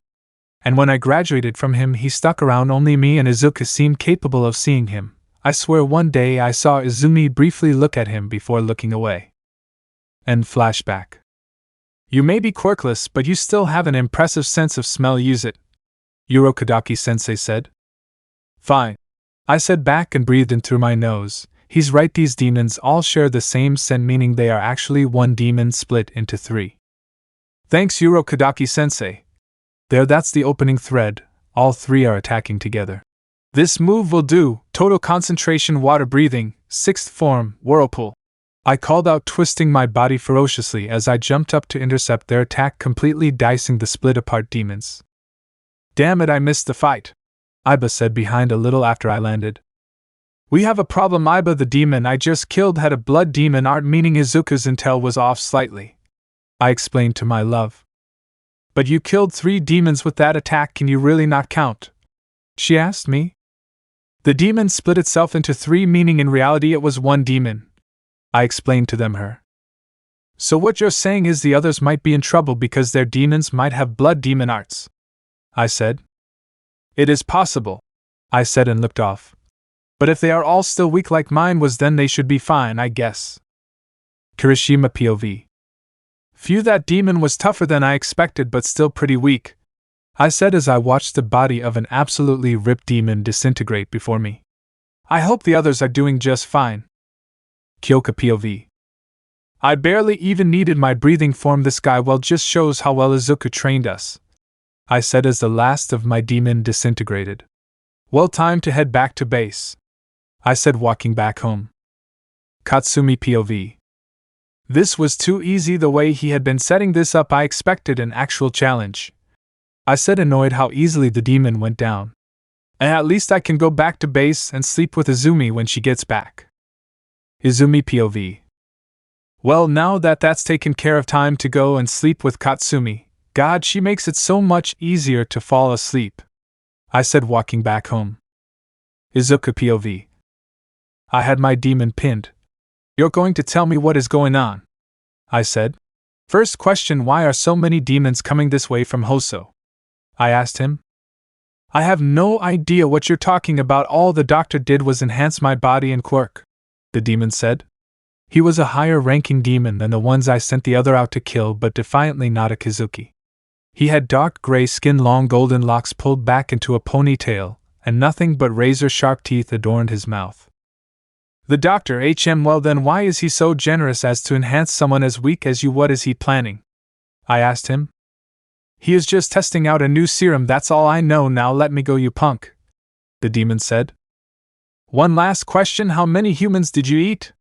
I asked him. He froze slightly, then he screamed as he realized he had eaten people. Then he looked down at his hands and saw all the blood on it. I killed a lot of PE people, I killed heroes who used their strongest attacks, then I ate them. You can kill me, right? He asked me. I nodded in reply. Please kill me, let me repent for what I've done. As you wish, I said, and then I cut off his head. I prayed for him as he disintegrated, then I began heading home. What is happening down in Hosu? Who is this doctor he mentioned, and a serum doing this? Something seems wrong, and I will get to the bottom of it eventually. Learning total concentration constant. Izuku's POV. When I got back from the mission, Mikumo told me how his demon Actualt had a blood demon art. So I decided to push his and Izumi's advanced training. Skip to the next day, it is a weekend. Okay, you two, are you ready to learn total concentration constant? I said to Mikumo and Izumi. Yeah, what do we have to do? Run around the house for 1,000 laps, or take down your training dummy? Izumi asked me. Maybe we need to defeat Izuku in serious combat, if so I don't like our chances. Mikumo said, rather depressed looking. No. None of that. In order to learn total concentration constant, you two will need to blow into these gourds till the break in a continuous breath, I said, handing them each one of these a medium-sized tough orange gourd. We have to break these, why exactly? Izumi asked after tapping the gourd to determine its hardness. Yeah, I am not seeing how this will help, Mikumo offered. Well, it will improve your lung capacity, I replied to her question. And that's what we need to learn total concentration constant? She countered. Yes, it will teach you how to keep it up combined with our night training, I said back cheerily. Night training? Mikumo asked me. Yep, you have to maintain total concentration breathing as you sleep basically. This training aims to make total concentration breathing second nature to you guys, I told them. And if we can't maintain it while asleep? Izumi asked. I will wake you up with one of these, I said, holding up a rug beater. So how big of a gourd can you break with your lung capacity? Mikumo asked me. I think the last one I did was as big as the archives building's first room, so about 20 meters diameter at the widest point, I told him. You're joking, right? He said. Of course I am. These things can only grow to about the size of Almight. Now, on a hypothetical sense, that is something I might be able to do, I told them. So how long do you think this will take? Izumi asked. For you too. I looked up and though. I think it will take a couple weeks, but you have surprised me before. 2 weeks of hellish training, they said together. Oh yeah, thanks for reminding me, I said. You two, during physical training you will try to maintain total concentration constant, got it? Huh, anything to catch up to you, brother, they both shouted out. That's the spirit. Now, since everyone is on the way for our training, time to put your money where your mouth is, I told them. Kyoka POV. I just arrived at the Yagi Manor with everyone, and Izuku began to lead us through our training for today. We did our laps, exercises for our forms, the simplest setting that Yoriichi Type 0 has, and through it all I saw Mikumo and Izumi were hard of breath.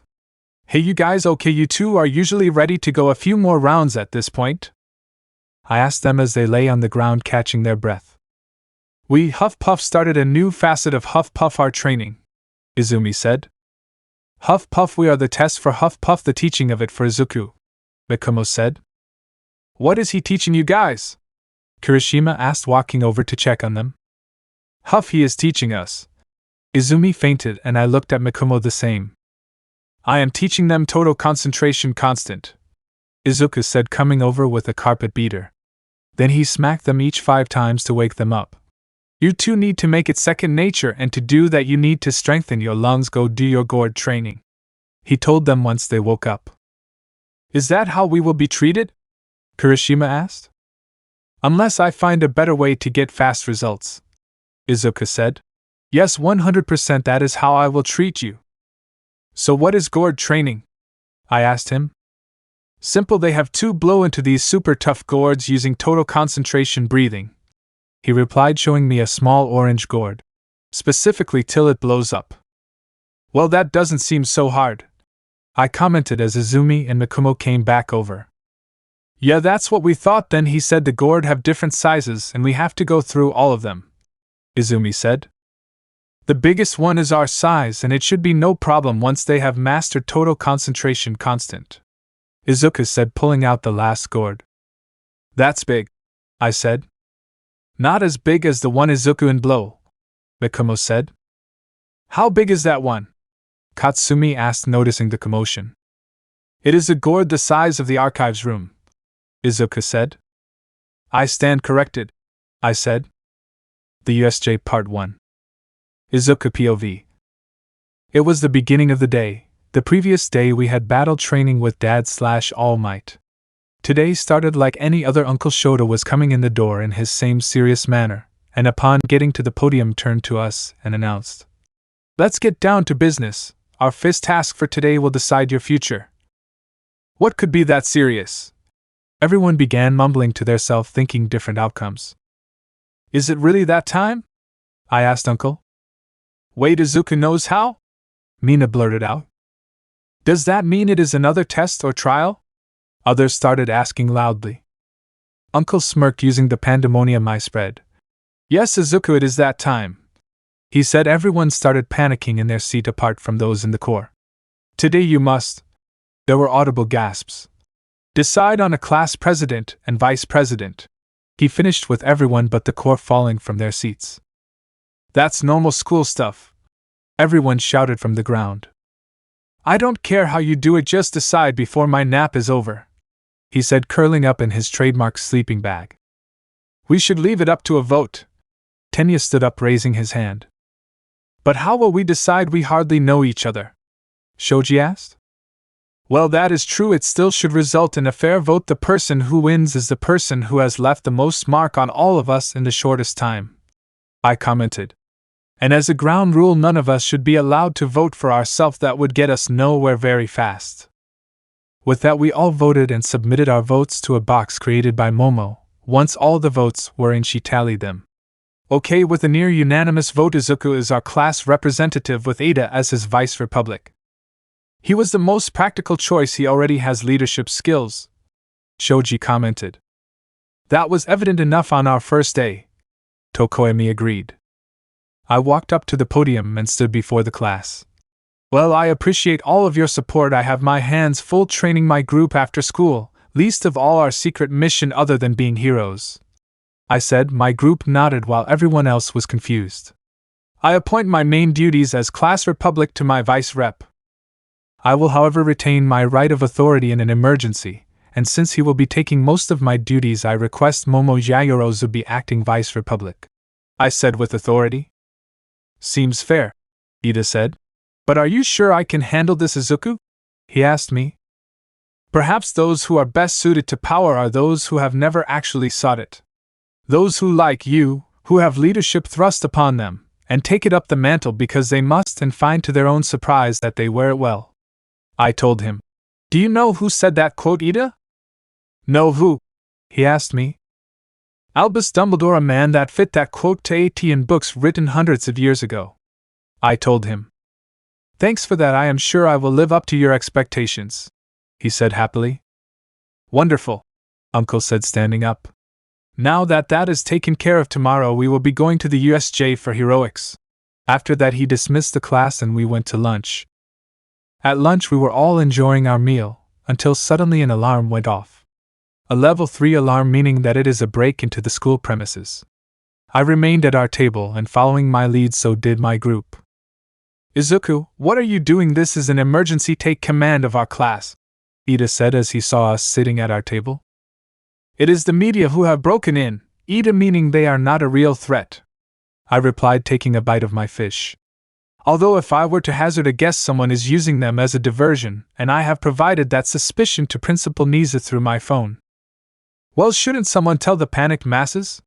He asked me. I nodded. Yes, well said. I suggest you find Uraraka and use their quirk in tandem with your own to get their attention, I told him, and went back to my meal. After I said that, he ran off and based on a quite audible announcement of, Everyone look out the window, it is just the media, He followed my directions to AT. After lunch, the rest of the school day was relatively normal, and we went home to get down to training. Izumi and Mikumo over the nearly week of training have almost mastered total concentration constant. They are so close, I know they will achieve it soon. Time skipped to the next day. Okay, everyone get on the bus in an orderly fashion and sit in our seating order, Ida said as he walked us all to the bus that will take us to the USJ. The look on his face when he realized that the bus had an open seating plan was priceless. I normally say what's on my mind, Tsuyu said, and then turned to me. How exactly is what you do not a quirk, Izuku? Well, to explain it simply, Tsuyu, I began. Call me Tsu, Tsuyu interrupted. Okay, well, what I and my fellow quirkless friends use is called a breathing technique. The most basic version of this is called total concentration breathing, I said. Does that answer your question, Tsu? Not really, she said. Enough talking, we are here, Aizawa said from up front. Upon exiting the bus, we were greeted with the Space Hero 13. Hello everyone, I've been waiting for you, she said. Oh, it's 13, she is my favorite hero. I heard Ochaco fangirling on the other side of the crowd. I can't wait to show you all what is inside, 13 said, leading the way through the doors of the massive USJ. This entire training area was designed by myself and is utilized to best help you practice for rescue situations. The USJ stands for the Unforeseen Simulation Joint. The lights all over the USJ began to flicker, and then they just dimmed as a portal formed in the middle of the USJ by a fountain. The portal was black with purple towards the edges. It expanded rapidly, and an entire platoon of people at least marched through the gate. Alongside the group of people came a hulking black beast with a beak full of sharp teeth and an exposed brain, as well as someone who was clearly in charge of this operation. I saw Mikumo buckle for a moment, grabbing his nose in disgust. The others had an adverse reaction as well. That could mean only one thing: there was a large amount of demons amongst these villains. I stepped up to my uncle and began to inform him of the situation. You know those demons we had a talk about? I asked him. Yeah, what about it? He replied, not taking his eyes away from the horde before us. There is a large number of them present, I began. We have two options. I presume they have someone jamming our signals so we can't call for help.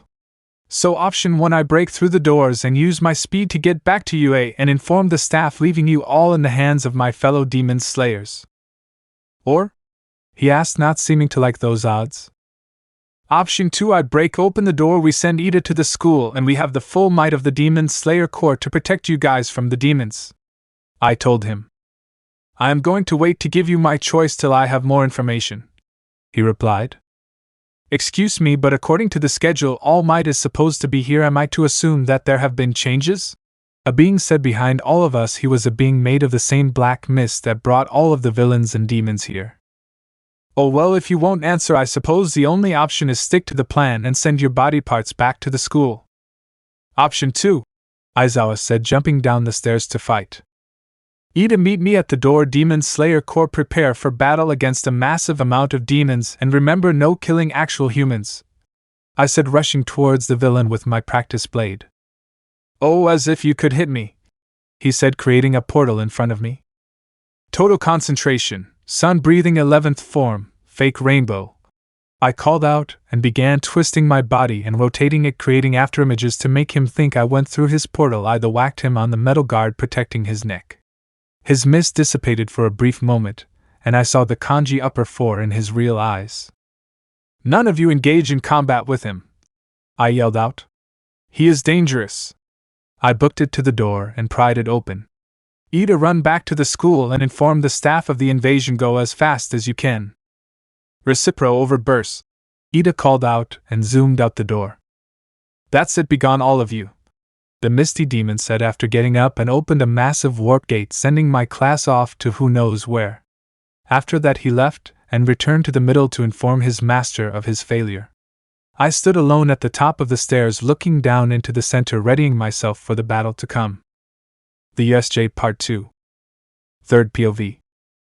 Izuku stood atop the stairs and looked at all of the zones before him.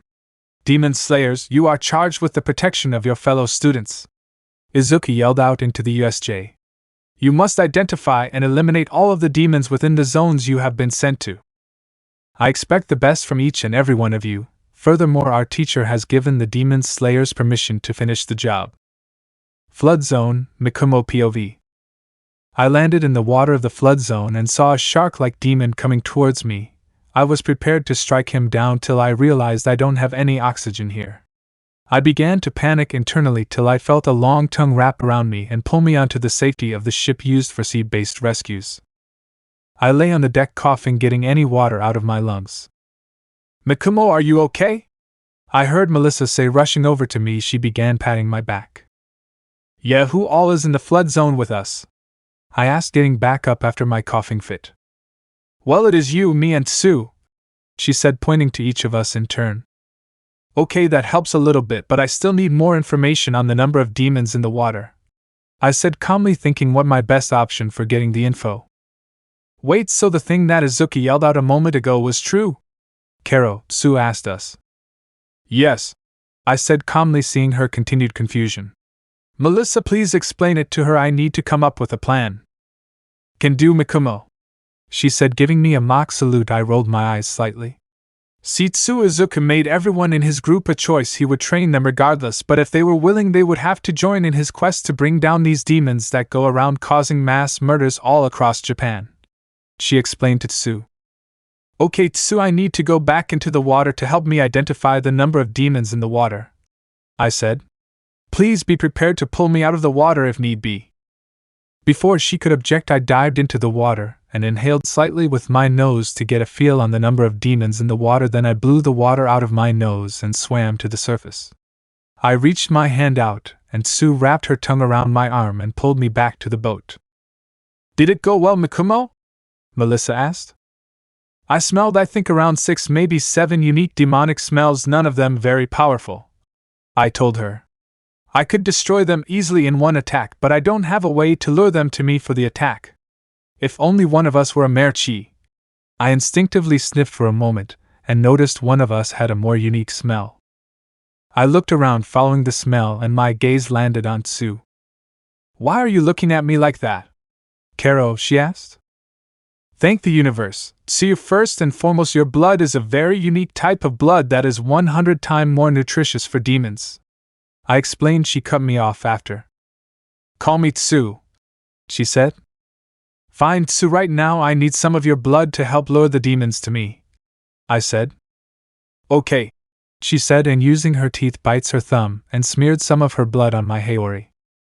Okay, so I am going to use her blood smeared on my Haori and a technique of water breathing that is more powerful underwater, I explained the plan. Tsu jumped back to shore carrying Melissa. I will meet you there, then we make way for the stairs. Clear. Clear, they both said. With that, I hopped off and back into the water and let the scent spread out and into the water below me. Then I took a deep breath and allowed my body to sink. I looked ahead of me into the ethereal blue yonder. I saw on the edge of my vision 6 beings, no 7, circling me like sharks and other sea animals do. Suddenly they charged in towards me and they closed in fast. Total concentration breathing, water breathing, 6th form whirlpool, I thought, and rapidly twisted my body in a spiraling form, decimating the bodies of the demons charging me. Gah! They all say loudly in the water as they disintegrate into ash. With haste I swim inward to shore and the center plaza, meeting back up with Melissa and Sue. Conflagration Zone, Katsumi's POV, Katsumi and Shoji. Conflagration, an extensive fire which destroys a great deal of land or property. I fell out of a portal and could just hear Izuku yelling over the sound of raging fire. I was in the conflagration zone. I also saw Shoji falling next to me. I landed and rolled, avoiding the fire. After standing up, I began to get a feel for the area around me. There are approximately 4 demons in the area, I said to myself. I am sorry, did you say demons? Shoji asked me. Yes, I have been tasked by Izuku with protecting you from any demons in our vicinity, I told him passively, trying to pinpoint the demons. Let's see, there are 2 over there and 2 by the exit. Well then, let's just go to the exit and take down those demons, Shoji said, walking towards the exit. I can't do that. We are also charged with slaying any and all demons we come across who have harmed or, worst of all, eaten a human, I said, grabbing him and dragging him to the other two demons. Eventually he stopped struggling and just walked with me till we found two demons munching on some of their supposed to be human comrades. Ah, that is disgusting, Shoji said, averting his eyes. Oh, more fresh meat. One of the demons said he was bald and had rings made up of a flaming design on his arms. Oh, this will be fun, let's see who can kill them faster, the other demon said with its tongue sticking out and shaped like a spear. Total concentration, flame breathing, sixth form blazing twin slash, I said, releasing two horizontal slashes rapidly and decapitating the two demons with ease. I turned around and began walking away after sheathing my blade. Well, that's that, let's head to the door. I grabbed Shoji by an arm and began dragging his shocked form to the door. This sixth form is not finalized. Essentially, she is doing her best to mimic sun-breathing raging sun. It is quite taxing. Guarding the door were some much tougher-looking demons. One had purplish-blue skin with a weird distorted face that was almost split in two. The other one had a small body with long spindly limbs, murky green skin tone, and purple lines all over its body. They seem tougher, I said to myself. Can you still handle them? Shoji asked me. I looked back to the demons. Yeah, I think so, I said, rushing to the big one. Flame breathing, third form blazing universe, I called, jumping into the air and bringing my blade down on the demon's neck, decapitating him. The other one, acting quick, shot out a sticky web-like substance from his mouth that ensnared me. It began walking over to me, prepared to eat me, till Shoji threw a rock at it. Naturally, it focused on him. Shoji, run like hell, I yelled at him and began to crawl to a nearby flame to free myself. Come on, got it, I said as the web substance burned enough for me to use my strength to break free.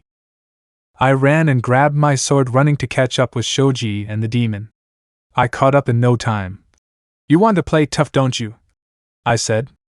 Well, okay then, flame breathing, fifth form flame tiger, I shouted and ran into the demon, slashing it to bits with multiple powerful slashes resembling a flaming tiger.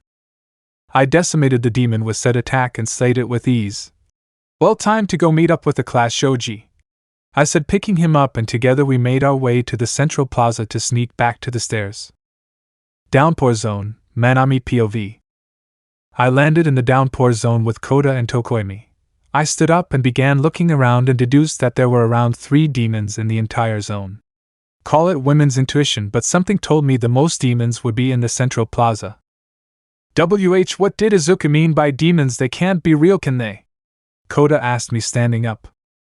Of course they aren't real. I would have sensed their darkness if they were, Tokoemi said, standing up. Oh, they're real, all right, I said. Me and all of our group have fought and slayed quite a few of them. We are the Demon Slayer Corps after all. What? They both said, and Koji began to panic. Oh, don't worry, there are only 3 in this zone with us and I can handle them easily, I said, reassuring them. Suddenly we were attacked by one of the demons using a human limb to mock the demon slayers. I pulled out my unique katana and ran at him, leaping into the air. Love breathing, third cat love shower. I whipped my blade around, ferociously eviscerating the demon who attacked us and killing him. Correction, there are 2 demons in this zone. Why did you kill him? Koda asked and threw up. Izuku and Aizawa gave permission to kill them, so that is that. We will kill all the demons here that we can, I said, walking off. All the demons here were easy picking. Mountain zone, Kaminari POV. I landed in the mountain zone with Momo and Jairu, and we were surrounded insanely fast. We got backed into a large rock and had to come up with a way out of this. Oh, I am having trouble telling for sure how many there are. Too many sounds makes it hard, I said, panicking slightly. Jairu, can you tell which ones are the demons? Demons? What are you guys talking about? They're not real, they only exist in myth, Momo said passive-aggressively. Firstly, Momo, demons do exist, it is our job to slay them, Jairu said, gesturing to the both of us. Secondly, no, I am also having trouble detecting all of them, Kaminari, but I have a plan, she finished and shoved me into a nearby person. In panic I shocked them, and they went down. Oh yeah, that will work, but it will take a while, I said. Well, if that's our play, I got an idea, Momo said, grabbing Jairu and bending over her. From her back, destroying the top part of her outfit, sprang a thick and heavy blanket. This blanket is made of 1-inch electrical insulation. Go all out, Kaminari. I smirked. With pleasure, indiscriminate shock 1.3 million volts. I shouted, releasing my quirk's ultimate move and knocking out any humans in the area. I looked around at all the individuals still standing up, one of them rushing me. Gyra, there are 7 demons and 1 is rushing me. I shouted back to them, then I was knocked stupid and grabbed by the demon. Gyra's POV. You'll make a nice snack, the demon said, preparing to eat Kaminari. Total concentration, sound breathing, first form roar. I called out, running at insane speeds, then jumping into the air and swinging my blade downward, decapitating the demon before he knew it. Kaminari was released and dropped to the ground before getting up and taking a battle stance. Thunder breathing, first form thunderclap and flash 6-fold, he said calmly before rushing off and slaying the remaining demons with ease. Come on, Momo, you got your new suit yet? I asked her. Yeah, let's get going, she said, stepping out from under her insulation blanket. Ruins Zone, Kirishima POV. I landed in the ruins zone with Katsuki and Izumi. I could sense approximately 5 demons. Hey Izumi, you sensing the same thing as me? I've got 5 demons in our zone, you? I asked her. Yeah, there are 5. Katsuki, you should knock out the regular villains, that would help us out a ton, Izumi replied. I can do that. It would be idiotic of me to fight the demons without one of those after all, Katsuki said back calmly. Okay, then let's stay together and watch each other's backs, I said. Right. They both agreed. I sensed a shift behind me and turned around only to be pinned by a demon. Kirishima, total concentration, moon breathing, first form dark moon evening place, Izumi yelled and leapt at the demon, delivering a horizontal slash to the demon, decapitating it. We need to be more careful than that. Yeah, let's go, I said, and off we went into our zone, hunting down the 4 remaining demons to meet back up with Izuku and the others at the stairs. The USJ final part. Shigaraki POV. Shortly after Kurogyari sent the students away. My young master, Kurogyari said, arriving back from his part of the mission. We have a few problems that you should know about. And those would be what, Kurogyari? I asked him, annoyed and beginning to scratch my neck while watching Eraserhead take out the cannon fodder. Well, first and foremost, a student got past me and is making his way to the school, he replied. God damn it, Kurogyari, if you weren't basically immortal, I would decay you right now, I yelled out and scratched my neck furiously. And the other news? Well, it would seem that several members of the class were able to recognize some of our foot soldiers, the Noma and myself, for what we are, he said, pointing to the kids standing at the top of the stairs staring at me. And frankly, they seem equipped to take care of the lower level demons at least. F King Spectacular, I growled out. Anything else? Oh, and Almight is not present in the building, he said. I grabbed the nearest foot soldier and began disintegrating him. So we've come to the boss room only for the boss to be in another castle, I said, going back to scratching my neck. If he isn't here, then we torture those kids to draw him here. Hey Eraser, you're so cool, you know that. I rushed at him and grabbed his elbow the moment he blinked. Just like everything I touched, it began to decay, but he kicked me away with ease. Noma, get him. Izuku POV. About 5 minutes after Shigaraki's order. 13. You need to protect the remaining students. I should have gone down after Sensei the moment I finished getting Ida out that door, I said calmly with a deadly edge to my voice. I am currently using my full powered state. But we can't defend against any of the demons up here by ourselves. 13 began to argue. I threw her a small bag. That bag contains sachets of wisteria flowers. Throw them at anyone who comes up here you suspect of being a demon, and it should take care of them, I told her. None of the demons present are very strong except for those 2, I said, pointing in turn to the misty upper moon 4 and the hulking demon with its brain exposed with my practice blade. If we stand a chance, I need to go all out, no holding back, I said, throwing aside my practice blade and drawing my true charcoal black Nichiren sword. I gripped the handle tightly, allowing it to ignite into a bright red blade. What if your assessment is wrong? We shouldn't risk it, she argued, trying to keep me here. Mikumo is already heading up the stairs. Tell him I have ordered him to protect you all, and that should do it, I told her, not even turning around. With that I rushed down the stairs in a blaze of fiery speed, leaving behind singed footsteps. Behind me I saw before me the hulking demon moving in slow motion to harm my greatly injured uncle. Total concentration, sun breathing, fourth form burning bones. Summer sun modified. I called out and slashed, once vertical slicing off his arms, then once horizontal slicing off his legs. I picked up Uncle and ran back to the stairs, dropping him onto the back of Mikumo and back down to the battlefield. I did all of that in the flash of a second. The hulking demon fell face forward into the ground and began to howl in pain. What is going on? The Nomu should be regenerating by now. A villain with hands covering him asked the Miss Villain. Kurojiri POV. I looked at the child in front of me and immediately felt terrified, but I don't know why. My mist dissipated because of it. I looked him in the eyes and knew where the terror was coming from.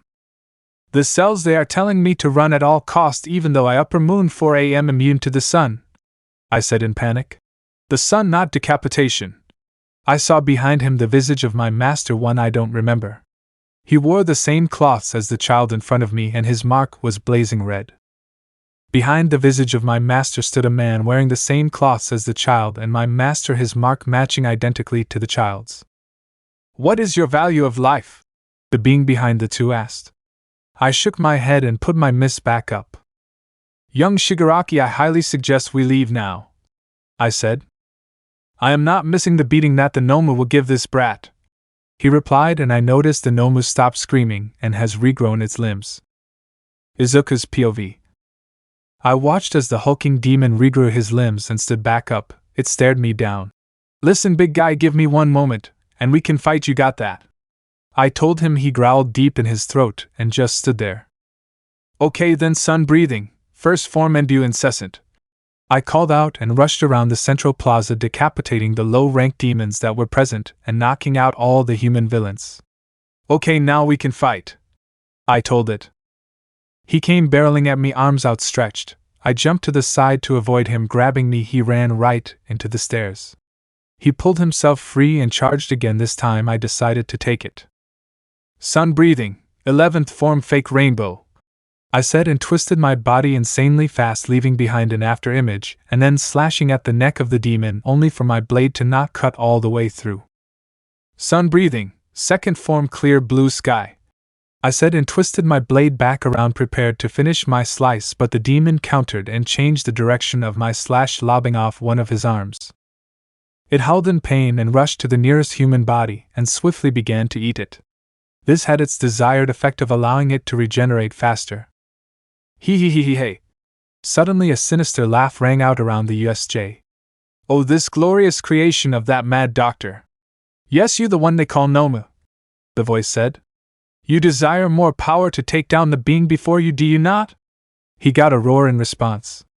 I'll take that as a yes. Well then, all you have to do is survive this. A sickening snap rang out through the USJ and blood began to pool towards the hulking demon. This is every ounce of my blood from all the demons they have slayed throughout this building. It should provide you a significant power increase if you can survive it.